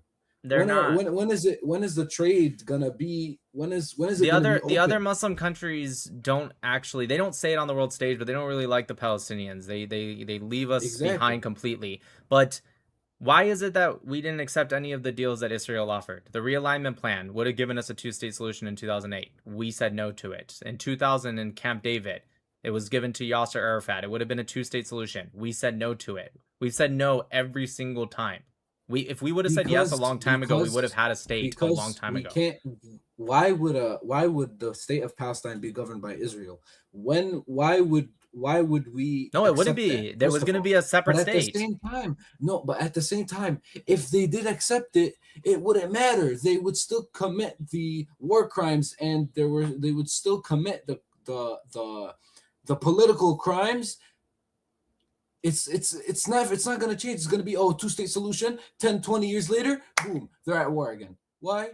But then we'll be a full member of the United Nations, and we'll be a recognized state instead of just some disputed territory. And so that would be significantly different than them just attacking disputed territory. A significant territory under Israel. So what? No, it would have been a two-state solution. It wouldn't have been under Israel. It would have been completely separate. There's no way. That's what was offered. The Israelis offered it in Camp David. No, it was the Israelis in 2000 at Camp David. That's what they offered. They offered to pull out all of settlements in the West Bank, and then the realignment plan they offered to give 4 or maybe it was 8% of their own land, the Israel proper, not the West Bank, not Gaza, and they were going to add that on, and we said no, both times. Why? Because the Palestinians think that they want everything from the river to the sea. Yes. No, it's not that we think. We do need it. We do want it because it was our land to begin with. When they came in after the British and said, "This is our land now." Yalla. Habibi. Boom, boom, boom, boom. Habibi. You think we were there first? Really? Yes. First. Who was there first? Jesus Christ? Yes. Well, what are you trying to say? Jesus goes back to the Roman time, but the Romans were there at that time. But like, you think Arabs have been in that land since the very beginning? Like, let's be honest with ourselves. Okay, but whose land was it first? Israel or Palestine before the Nakba? Well, sure, if you start the date right at 1948, yes, before, of course it was Palestine. But like, we gotta stop. I'm not saying we have to say it publicly.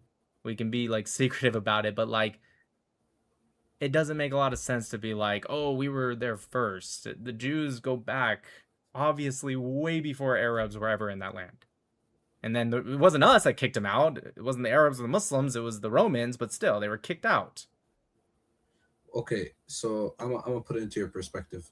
So, does it make sense that the United States, for example, who were first, the Native Americans or America, or the Native Americans are there, of course. Columbus. So But that's a much newer world.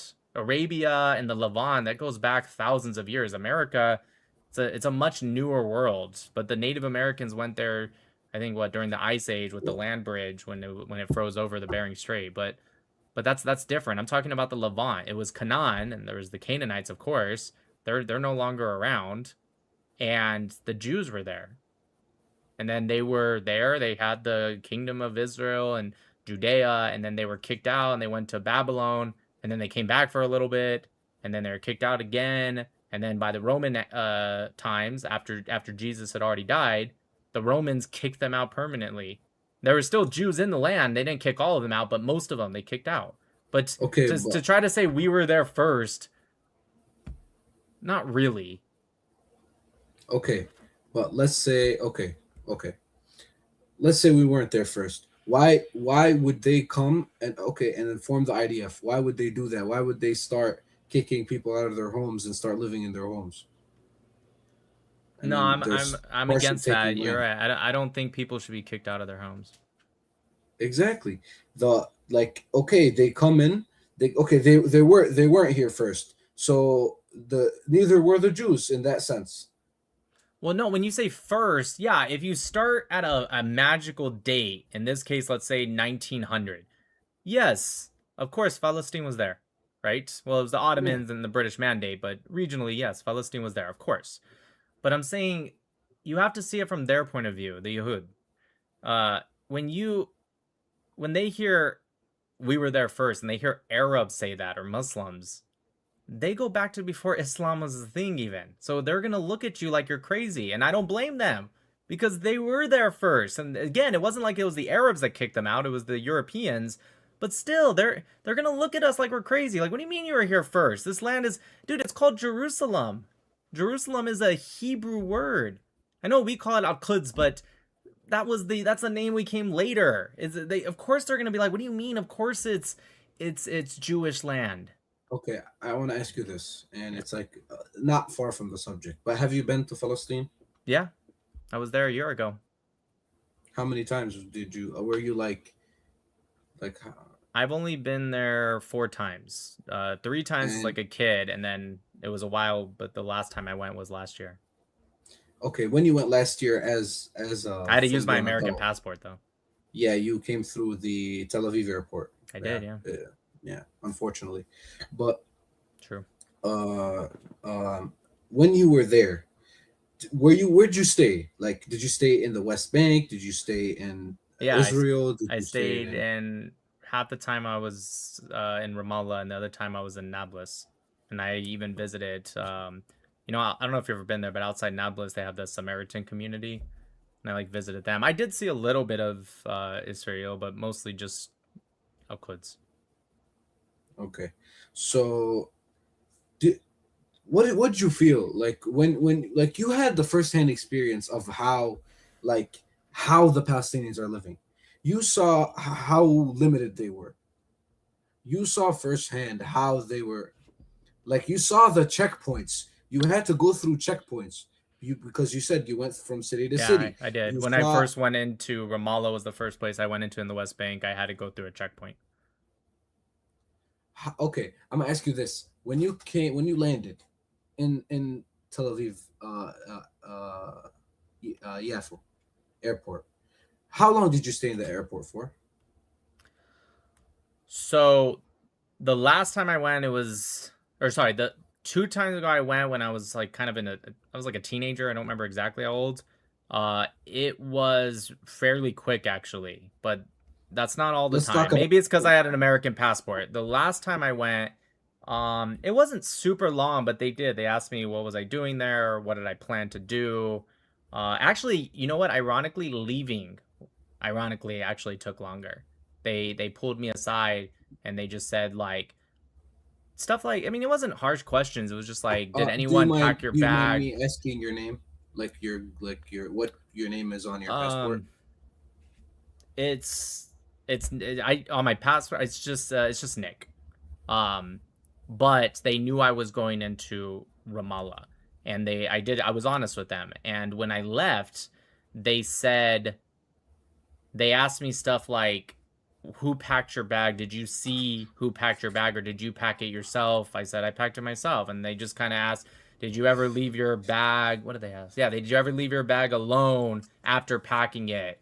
You know, I said no. And they asked me, where did I go during my time Did you receive in any the gifts from country? Oh, anyone? they asked if I received any gifts from anyone, stuff like that. And I answered them, and after about 30 minutes of it wasn't 30 minutes of questioning, it was a lot of waiting, but maybe 45 minutes tops, I left. Okay. I'm gonna tell you my experience in that airport. When I went inside that airport, they treated me like I was a dog. They treated me like I was a dog. My mother was pregnant with me, by the way, at that time. And they treated us like dogs. So he wasn't there. He was in his mom's belly. They were putting people ahead of us in line. They were rejecting us to So this is rejecting what he our was passports. told. Our American passports, by the way. We are American citizens. But because my mom, she doesn't look like Arab, she's like lighter toned. Right. She's like, yeah, but look at me. I am brown. They saw what me and my brothers looked like, and they knew right away. Wait, how old are you? I thought you said she was pregnant with you, or did I mishear No, you? not me, not me. She was pregnant with my brother. How old are you? How old was I? I Yeah, was at the time. 16. I was 16. I've heard some people tell me that they've had that story. I believe it. It's yeah. And I'll tell you another story. One time I was going home from school, and I used to go to school in Beit Lahem. Right. And I was going back to my house in Ramallah, because that's where I'm from.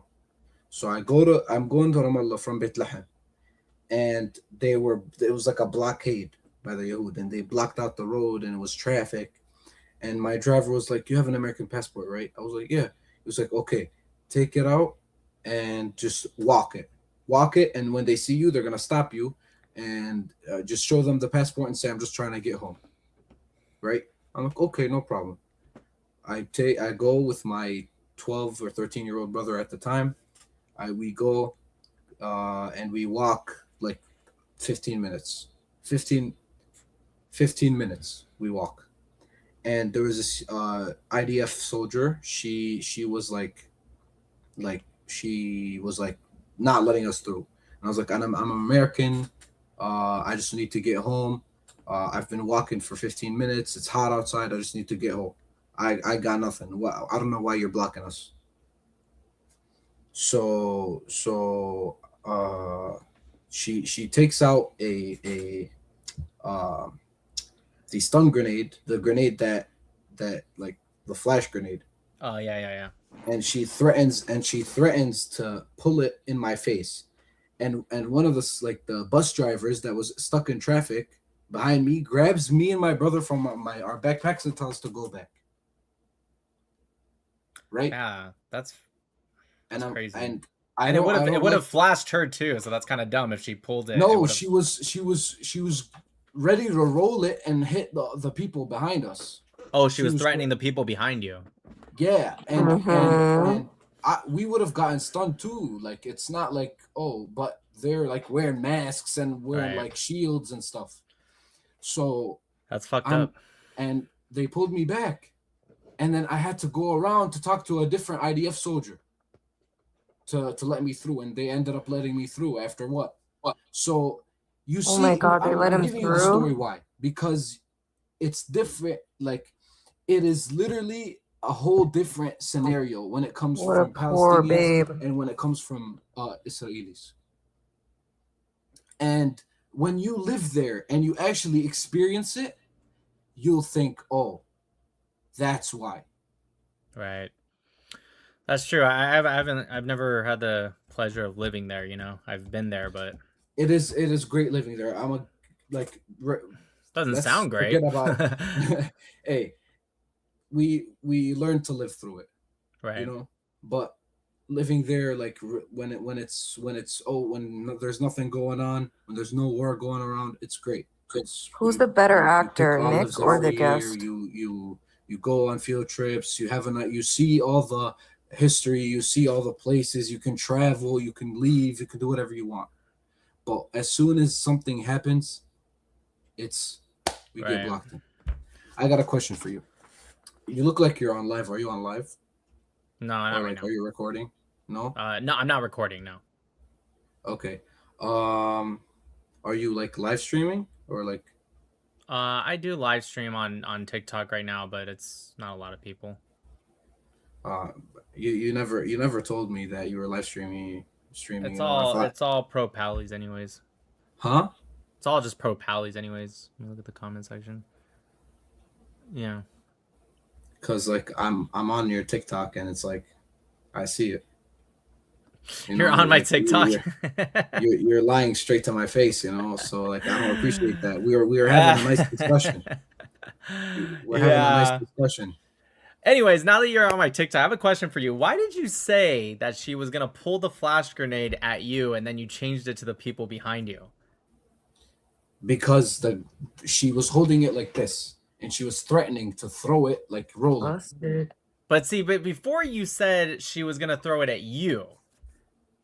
Well, there was a nice distance between me and her. It's not like I was up in her face. Like I was scared. My brother's like about to cry. You know, I'm not gonna be up in her face talking about, oh, let me through.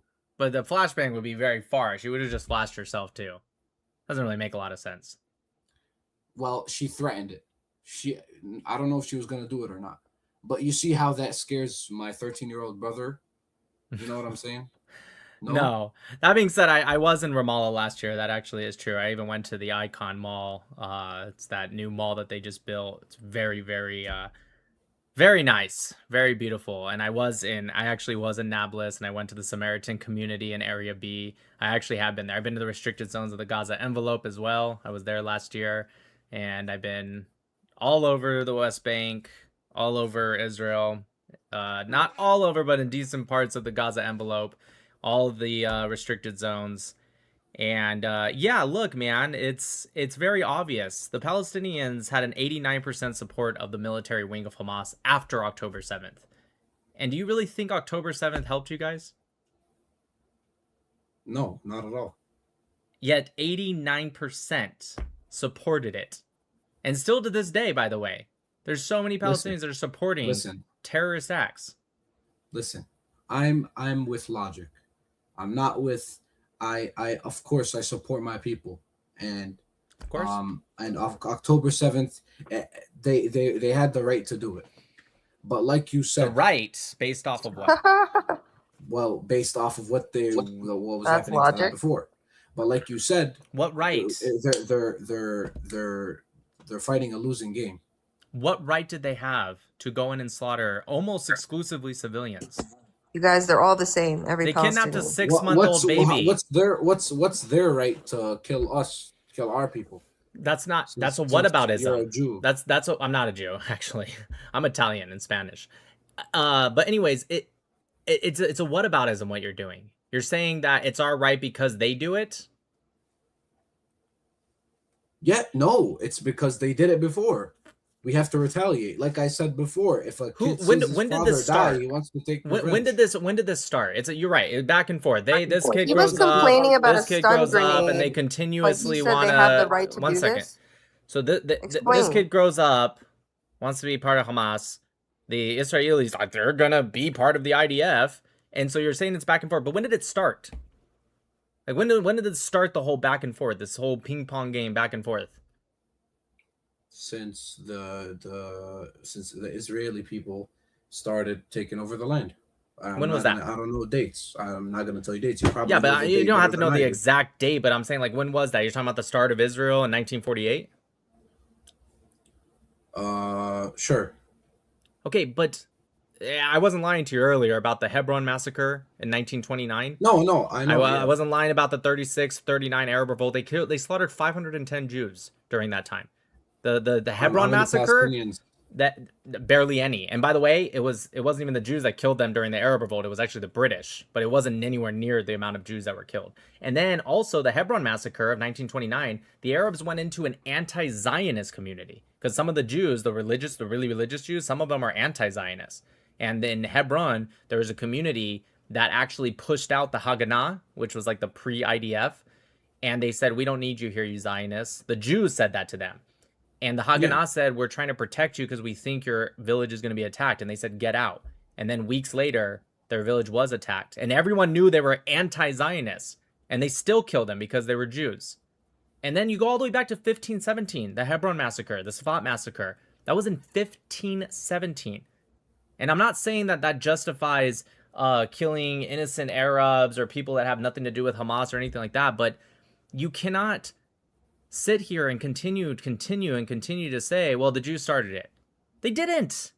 They didn't. The Jews are refugees escaping a Holocaust. That doesn't give you the right to start slaughtering them. You know how the Jews gained the land in Israel, Palestine? You know how they gained the land? They bought it. They were buying it. If you want to blame someone, blame the Arab absentee landowners who were selling the lands not to Arabs, but to Jews. But you can't blame the Jews for buying the land. That's a legal purchase.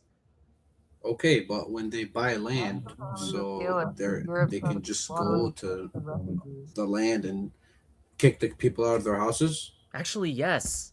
Even in, first off, that's not particularly what happened in all the villages. You see what I'm talking about with when I talk about this stuff. Earlier, you said no, kicking people out of their houses. It's not right. Yeah, but because that's not what happened. Justifying it. No, because that's not what actually happened. Okay, but why are you lying? You're lying in front of 700 people right now. 700? There's only 400. Wait, are you on my TikTok or are you on my YouTube? Oh, you're live on YouTube and TikTok. And X. I have about... And Twitter. Nice. Between all of them, about 2,000 viewers.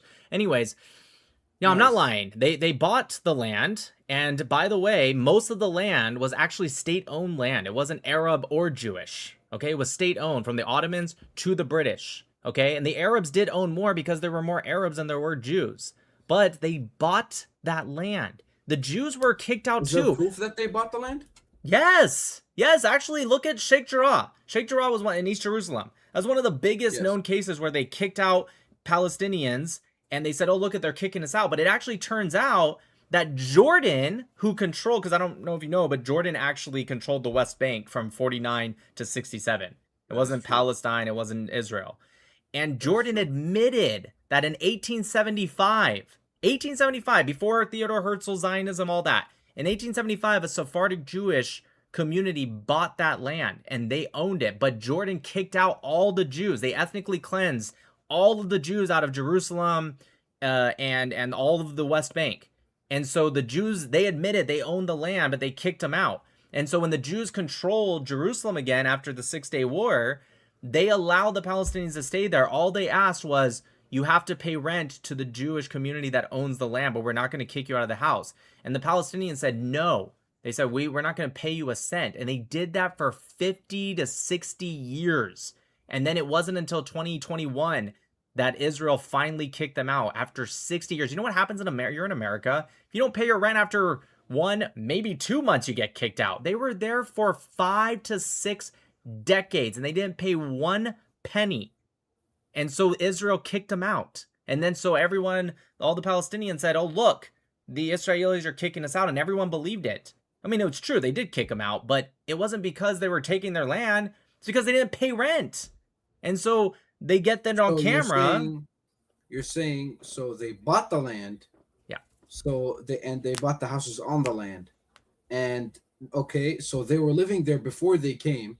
And like, let's say you're living in a house right now, right? The land, the landlord sells it and another landlord buys it. And you've been living in this house, nice house. You love this house. You don't want to ever move out. Right. That's just your mind. That's your mindset. I just want to stay in this house. This is my house. I pay for it, and I've been paying for it. And you own the house. But let's say somebody buys the land, just like that. He just buys the land, and now the landlord comes and he's like, "Get the fuck out." But that's not what happened. The land was bought. But that's not what happened. Just said that's not what no, happened. that's not what happened. They bought the land and they lived in it. They didn't kick anyone out. There was nothing built on it. And then in 1948, the Arabs launched a war on the new state of Israel, and Jordan kicks all of them out. What you just said is what happened to the Jews. Jordan kicks them all out. Go look at the 1952 national law of Jordan. But that's for the Jarrah part. You're not talking about the whole thing. No, I'm telling you that's the point from Sheikh Jarrah. You're just giving me an example from Sheikh Jarrah. So the Palestinians live in Area A. There are no Jews in Area A. There are some Palestinians in Area C, not the majority. The majority live in Area A, and Area B is mostly rural land. So how many Jews do you think are in Ramallah or Nablus?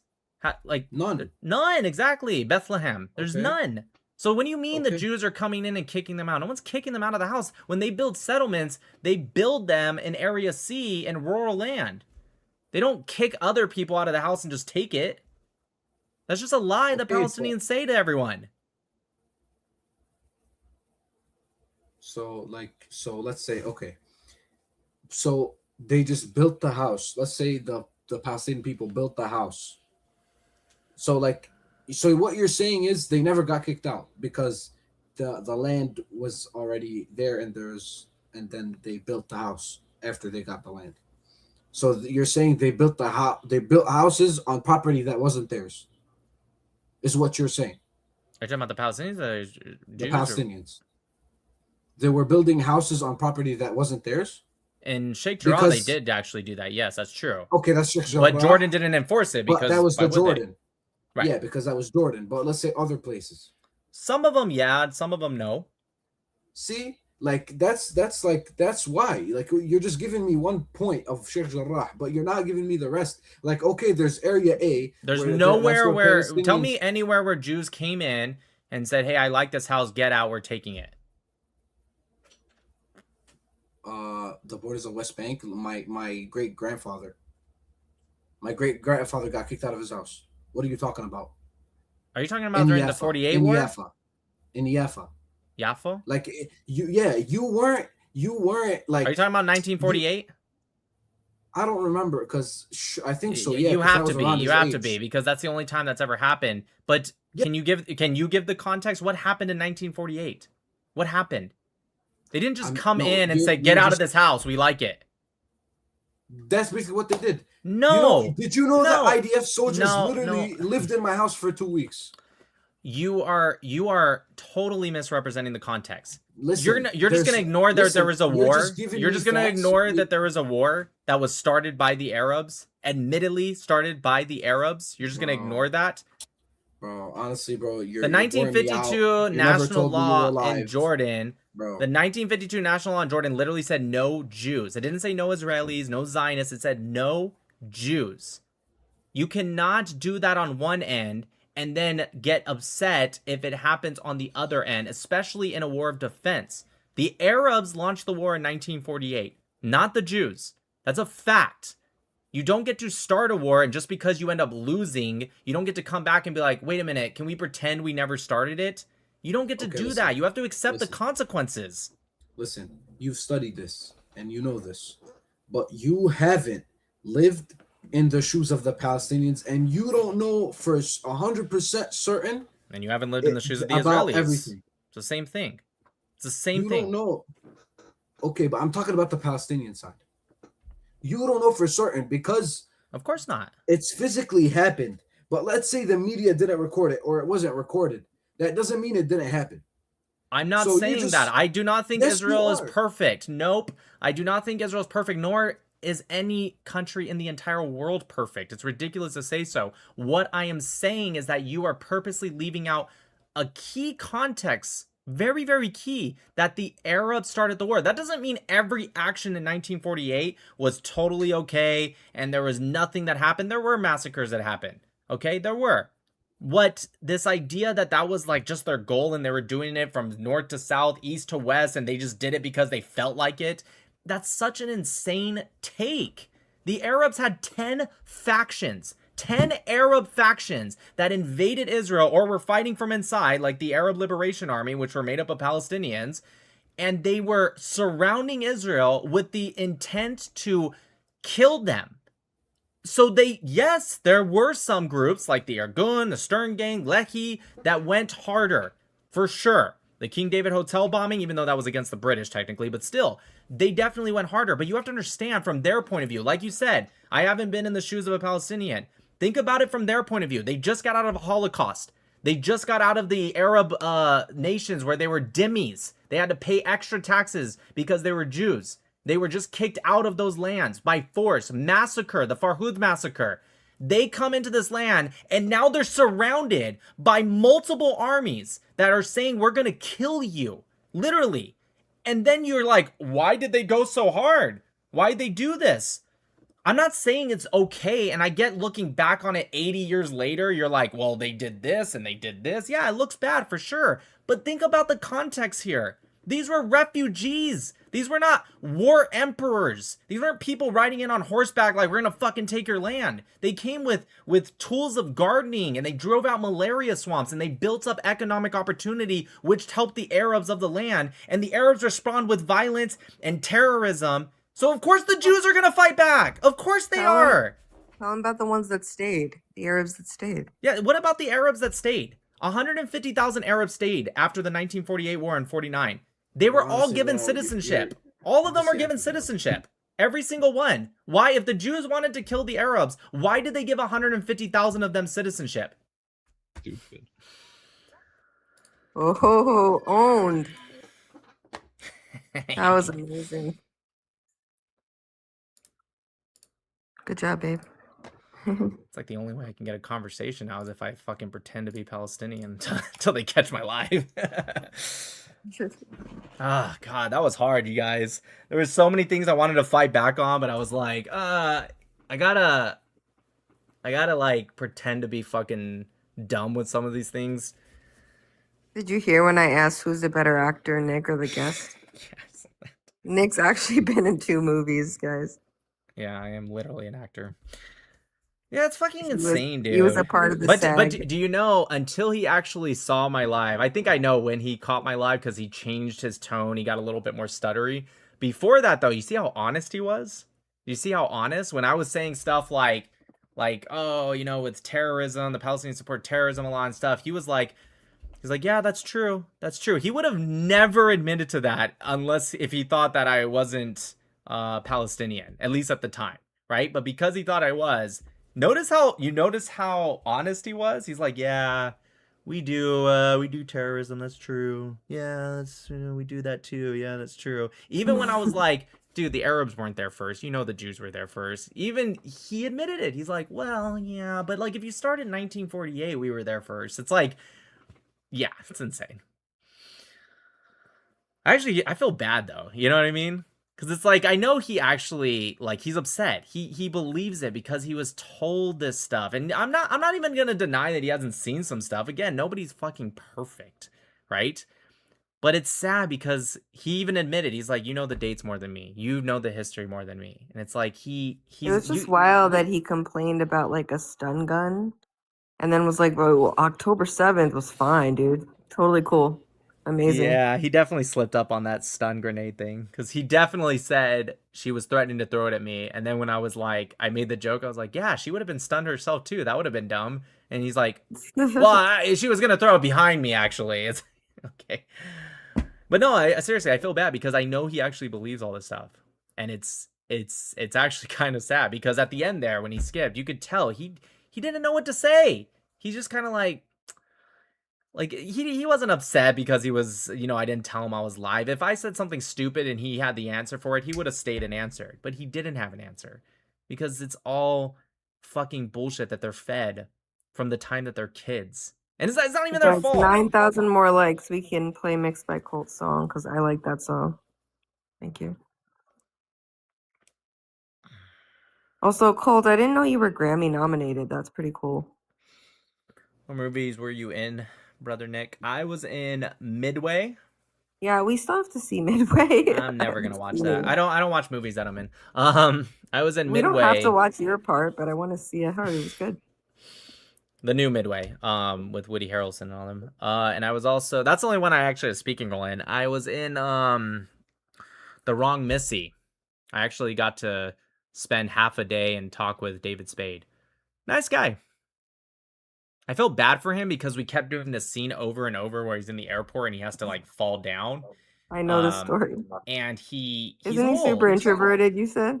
He's pretty introverted. He's Like old. And so he kept having to, he fell on a mat. Obviously that's off camera. So it's not like he's falling on the hard ground, but it was like over and over. And the crazy thing is he has a stunt double too. That looks exactly like him especially from the back, but he kept doing it. And you could tell he just looked miserable because they're like, all right, one more take. And he's like, Like, he's just this little tiny guy. Like, David Spade is, he looked like he was like, I'm 5'10", 5'10 and a half. He looked like he was, I don't know, 5'6" maybe. He was small.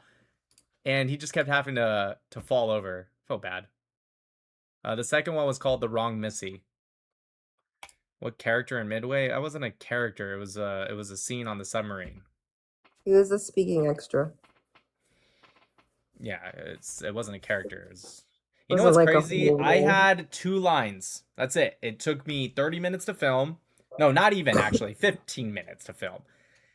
And I got paid for those 2 lines. Like, I still get royalties today. Actually, every like couple months I get a check, but it's very tiny. You know what I mean? Like, at this point, it's like, I don't know, it's like $20 check. But between the royalties and the first couple years after it came out and like just the original pay, I got paid like $10,000 for like Imagine what actual 10, 15 actors minutes. get I paid. know. That's what I was thinking, because it was like, it was insane. I was just like, dude, I said it wasn't, and you know what? Even 15 minutes is probably too long. It probably took 10 minutes. Show We them, filmed show it them the clip. once. Show. I don't know if I can You show have it. that. It's copyrighted. No, just your clip. But it's copyrighted. I can't. I'm not going to take the chance. It's towards the end of the movie. I know that. Like 5 seconds long. All right.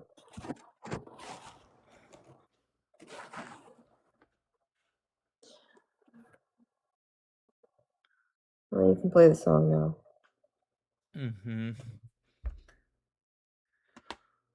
Maybe it's time to start acting. That's what I said. I was like, I'm in the wrong business. Holy shit. I went When to I saw acting that, school when when I saw was that young, and I check, also wanted to be an actor. you know why? Is because they paid like some amount per day, like $1,500 per day, or maybe $2,000 per day. And they ended up back paying me because I was only supposed to be an extra with no lines, and then they added lines. So then I went into like a whole new thing with a new contract. And it was funny because because I had lines, it was an actor role and not an extra. And so they moved me into the different part of the camp where we had our own rooms. I had my own room. And it was just like, again, I only did 1 day of filming, so it really didn't matter. But it was just like, there was a shower in it and everything, and we had private chefs. It was insane. What was I gonna say? But they ended up back paying me on days I showed up for like 5 seconds. Right? I showed up to look at a costume, whatever, I don't know, whatever the hell it's called. Right? They ended up back paying me for that. So my first check was like $7,000, and then I made like a few thousand in royalties. It was crazy. Outfit. Yeah, I guess outfit. I was gonna say uniform because it was technically a naval uniform. No, 'cause it's that was definitely called a costume in movies. And film. wardrobe. Wardrobe, yeah. Wardrobe or costume. It was fun. It was cool. And I was like, dang, I'm in the wrong line of business. Because, again, not only was it super fun, barely did any work. The director of that movie was the director of, like, all the pretty much apocalypse movies. Like, Day After Tomorrow, I think Independence Day, stuff like that. And he was a cool director. And I got to speak with one of the assistants who worked on every Marvel movie. And so while I was waiting for my scene, which was at the end of the day, I just talked with her the whole time, and it was kind of cool, like all the information she had. And then I spoke with you guys know the old Punisher with John Travolta in it? The one that plays his son. He was a pretty big role in Midway. Not super big, but pretty big. But he had like an hour break, and he just sat and talked with me the whole time. He's actually a super cool guy. Yeah, that was fun. All right, let's play this, and then I'm gonna end the live. You've lived like 100 lives. I have lived a lot of lives. I've been a Palestinian.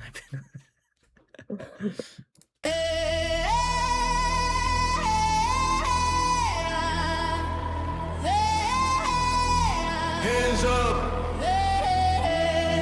Hands up. High.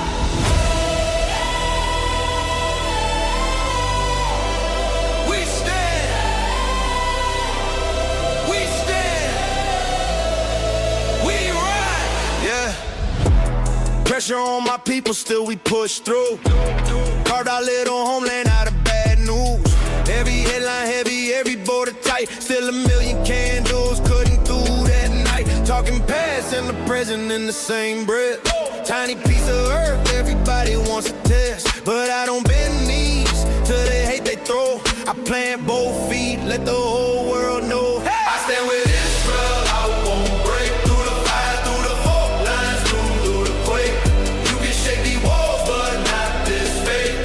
I stand with Israel, I won't break. Side by side, we carry all this weight. Through the sirens, through the heartache, through the rage.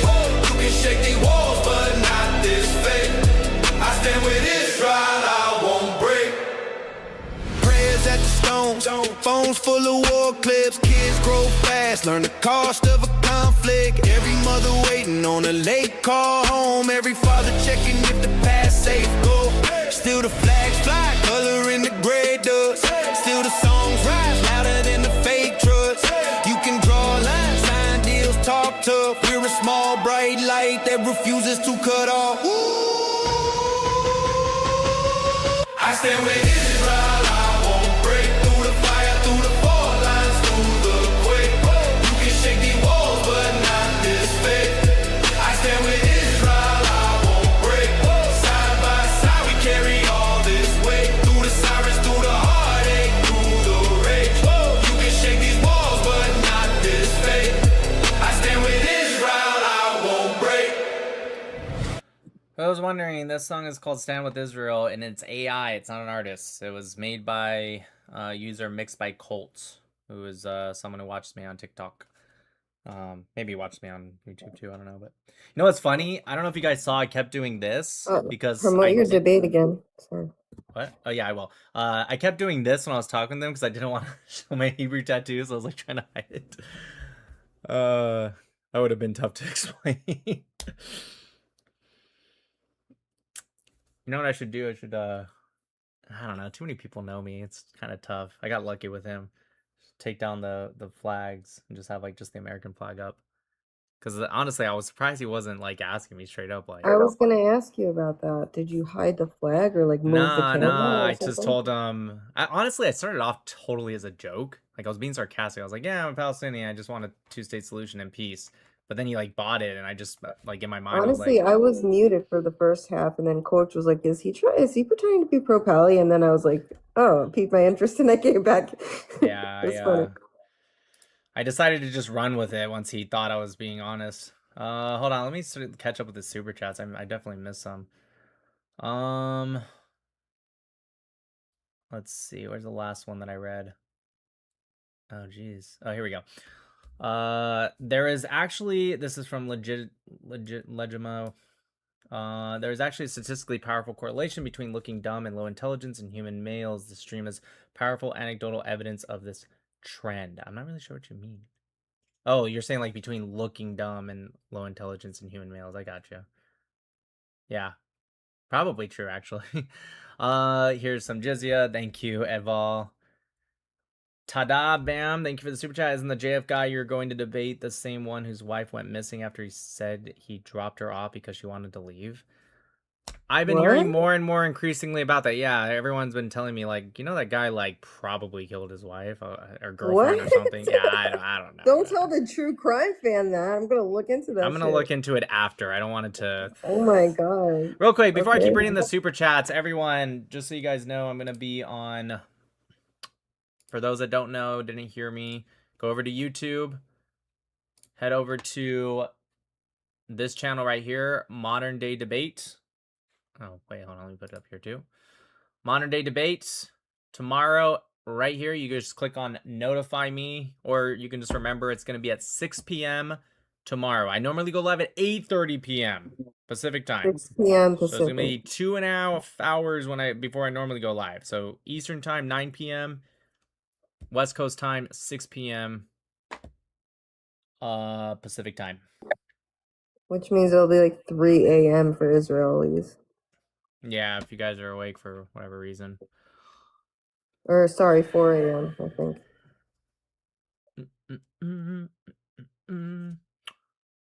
Anyways, if you guys have sirens, you can just tune in.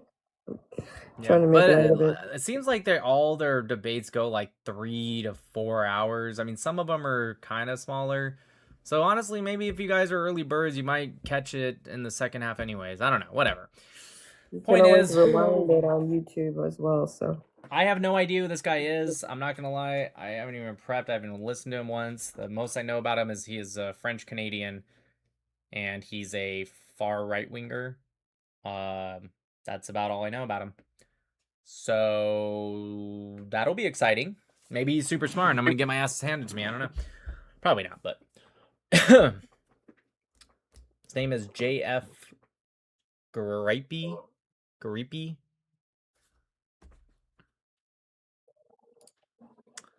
Anyways, tomorrow. All right, let's finish the super chats and I'm gonna go to bed. Roy says I'm fucking dying here, genius. Ari said the Palestinians have been killing Jews for over 100 years, way before Hamas and Israel were founded. Yeah, I was trying to slip that in without blowing my cover too much. Is Nick's line from Midway tubes too ready? Yes, that sounds about right. I say a little bit more than that, but that's the start. Something like that, yeah. It's when I like close the torpedo hatch. Nick, this I'm a Palestinian to Kia tactic is supreme. Do it more. This kid does listen though, so props for him as well. Yeah, that's true. When he thought I was Palestinian, he was pretty honest. Carlos Carib.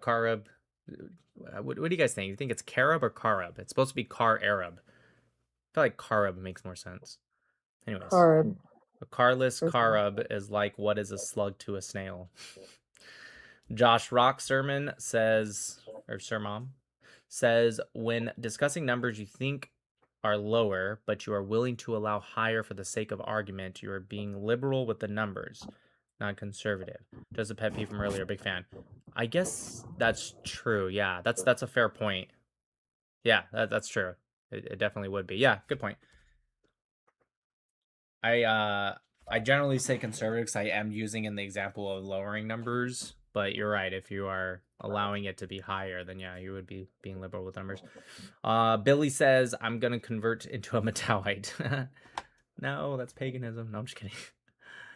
Anxios Punk says, have you seen the movies Palestine 36 and No Other Land? I think I saw the Palestine 36. Wait, is that the new one? If it's the new one, no. There's one I saw on YouTube like a couple years ago. If so, what do you think about them? Much love from Swedish Israeli Jew. Yeah, the No Other Land one was created by a literal propagandist. Roy, this was a masterpiece, Nick. Thank you. Thank you.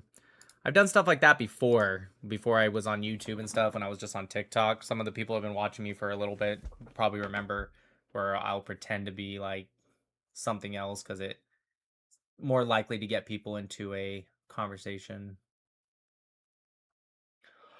Takia. All right, guys. God bless America. Bye, everyone.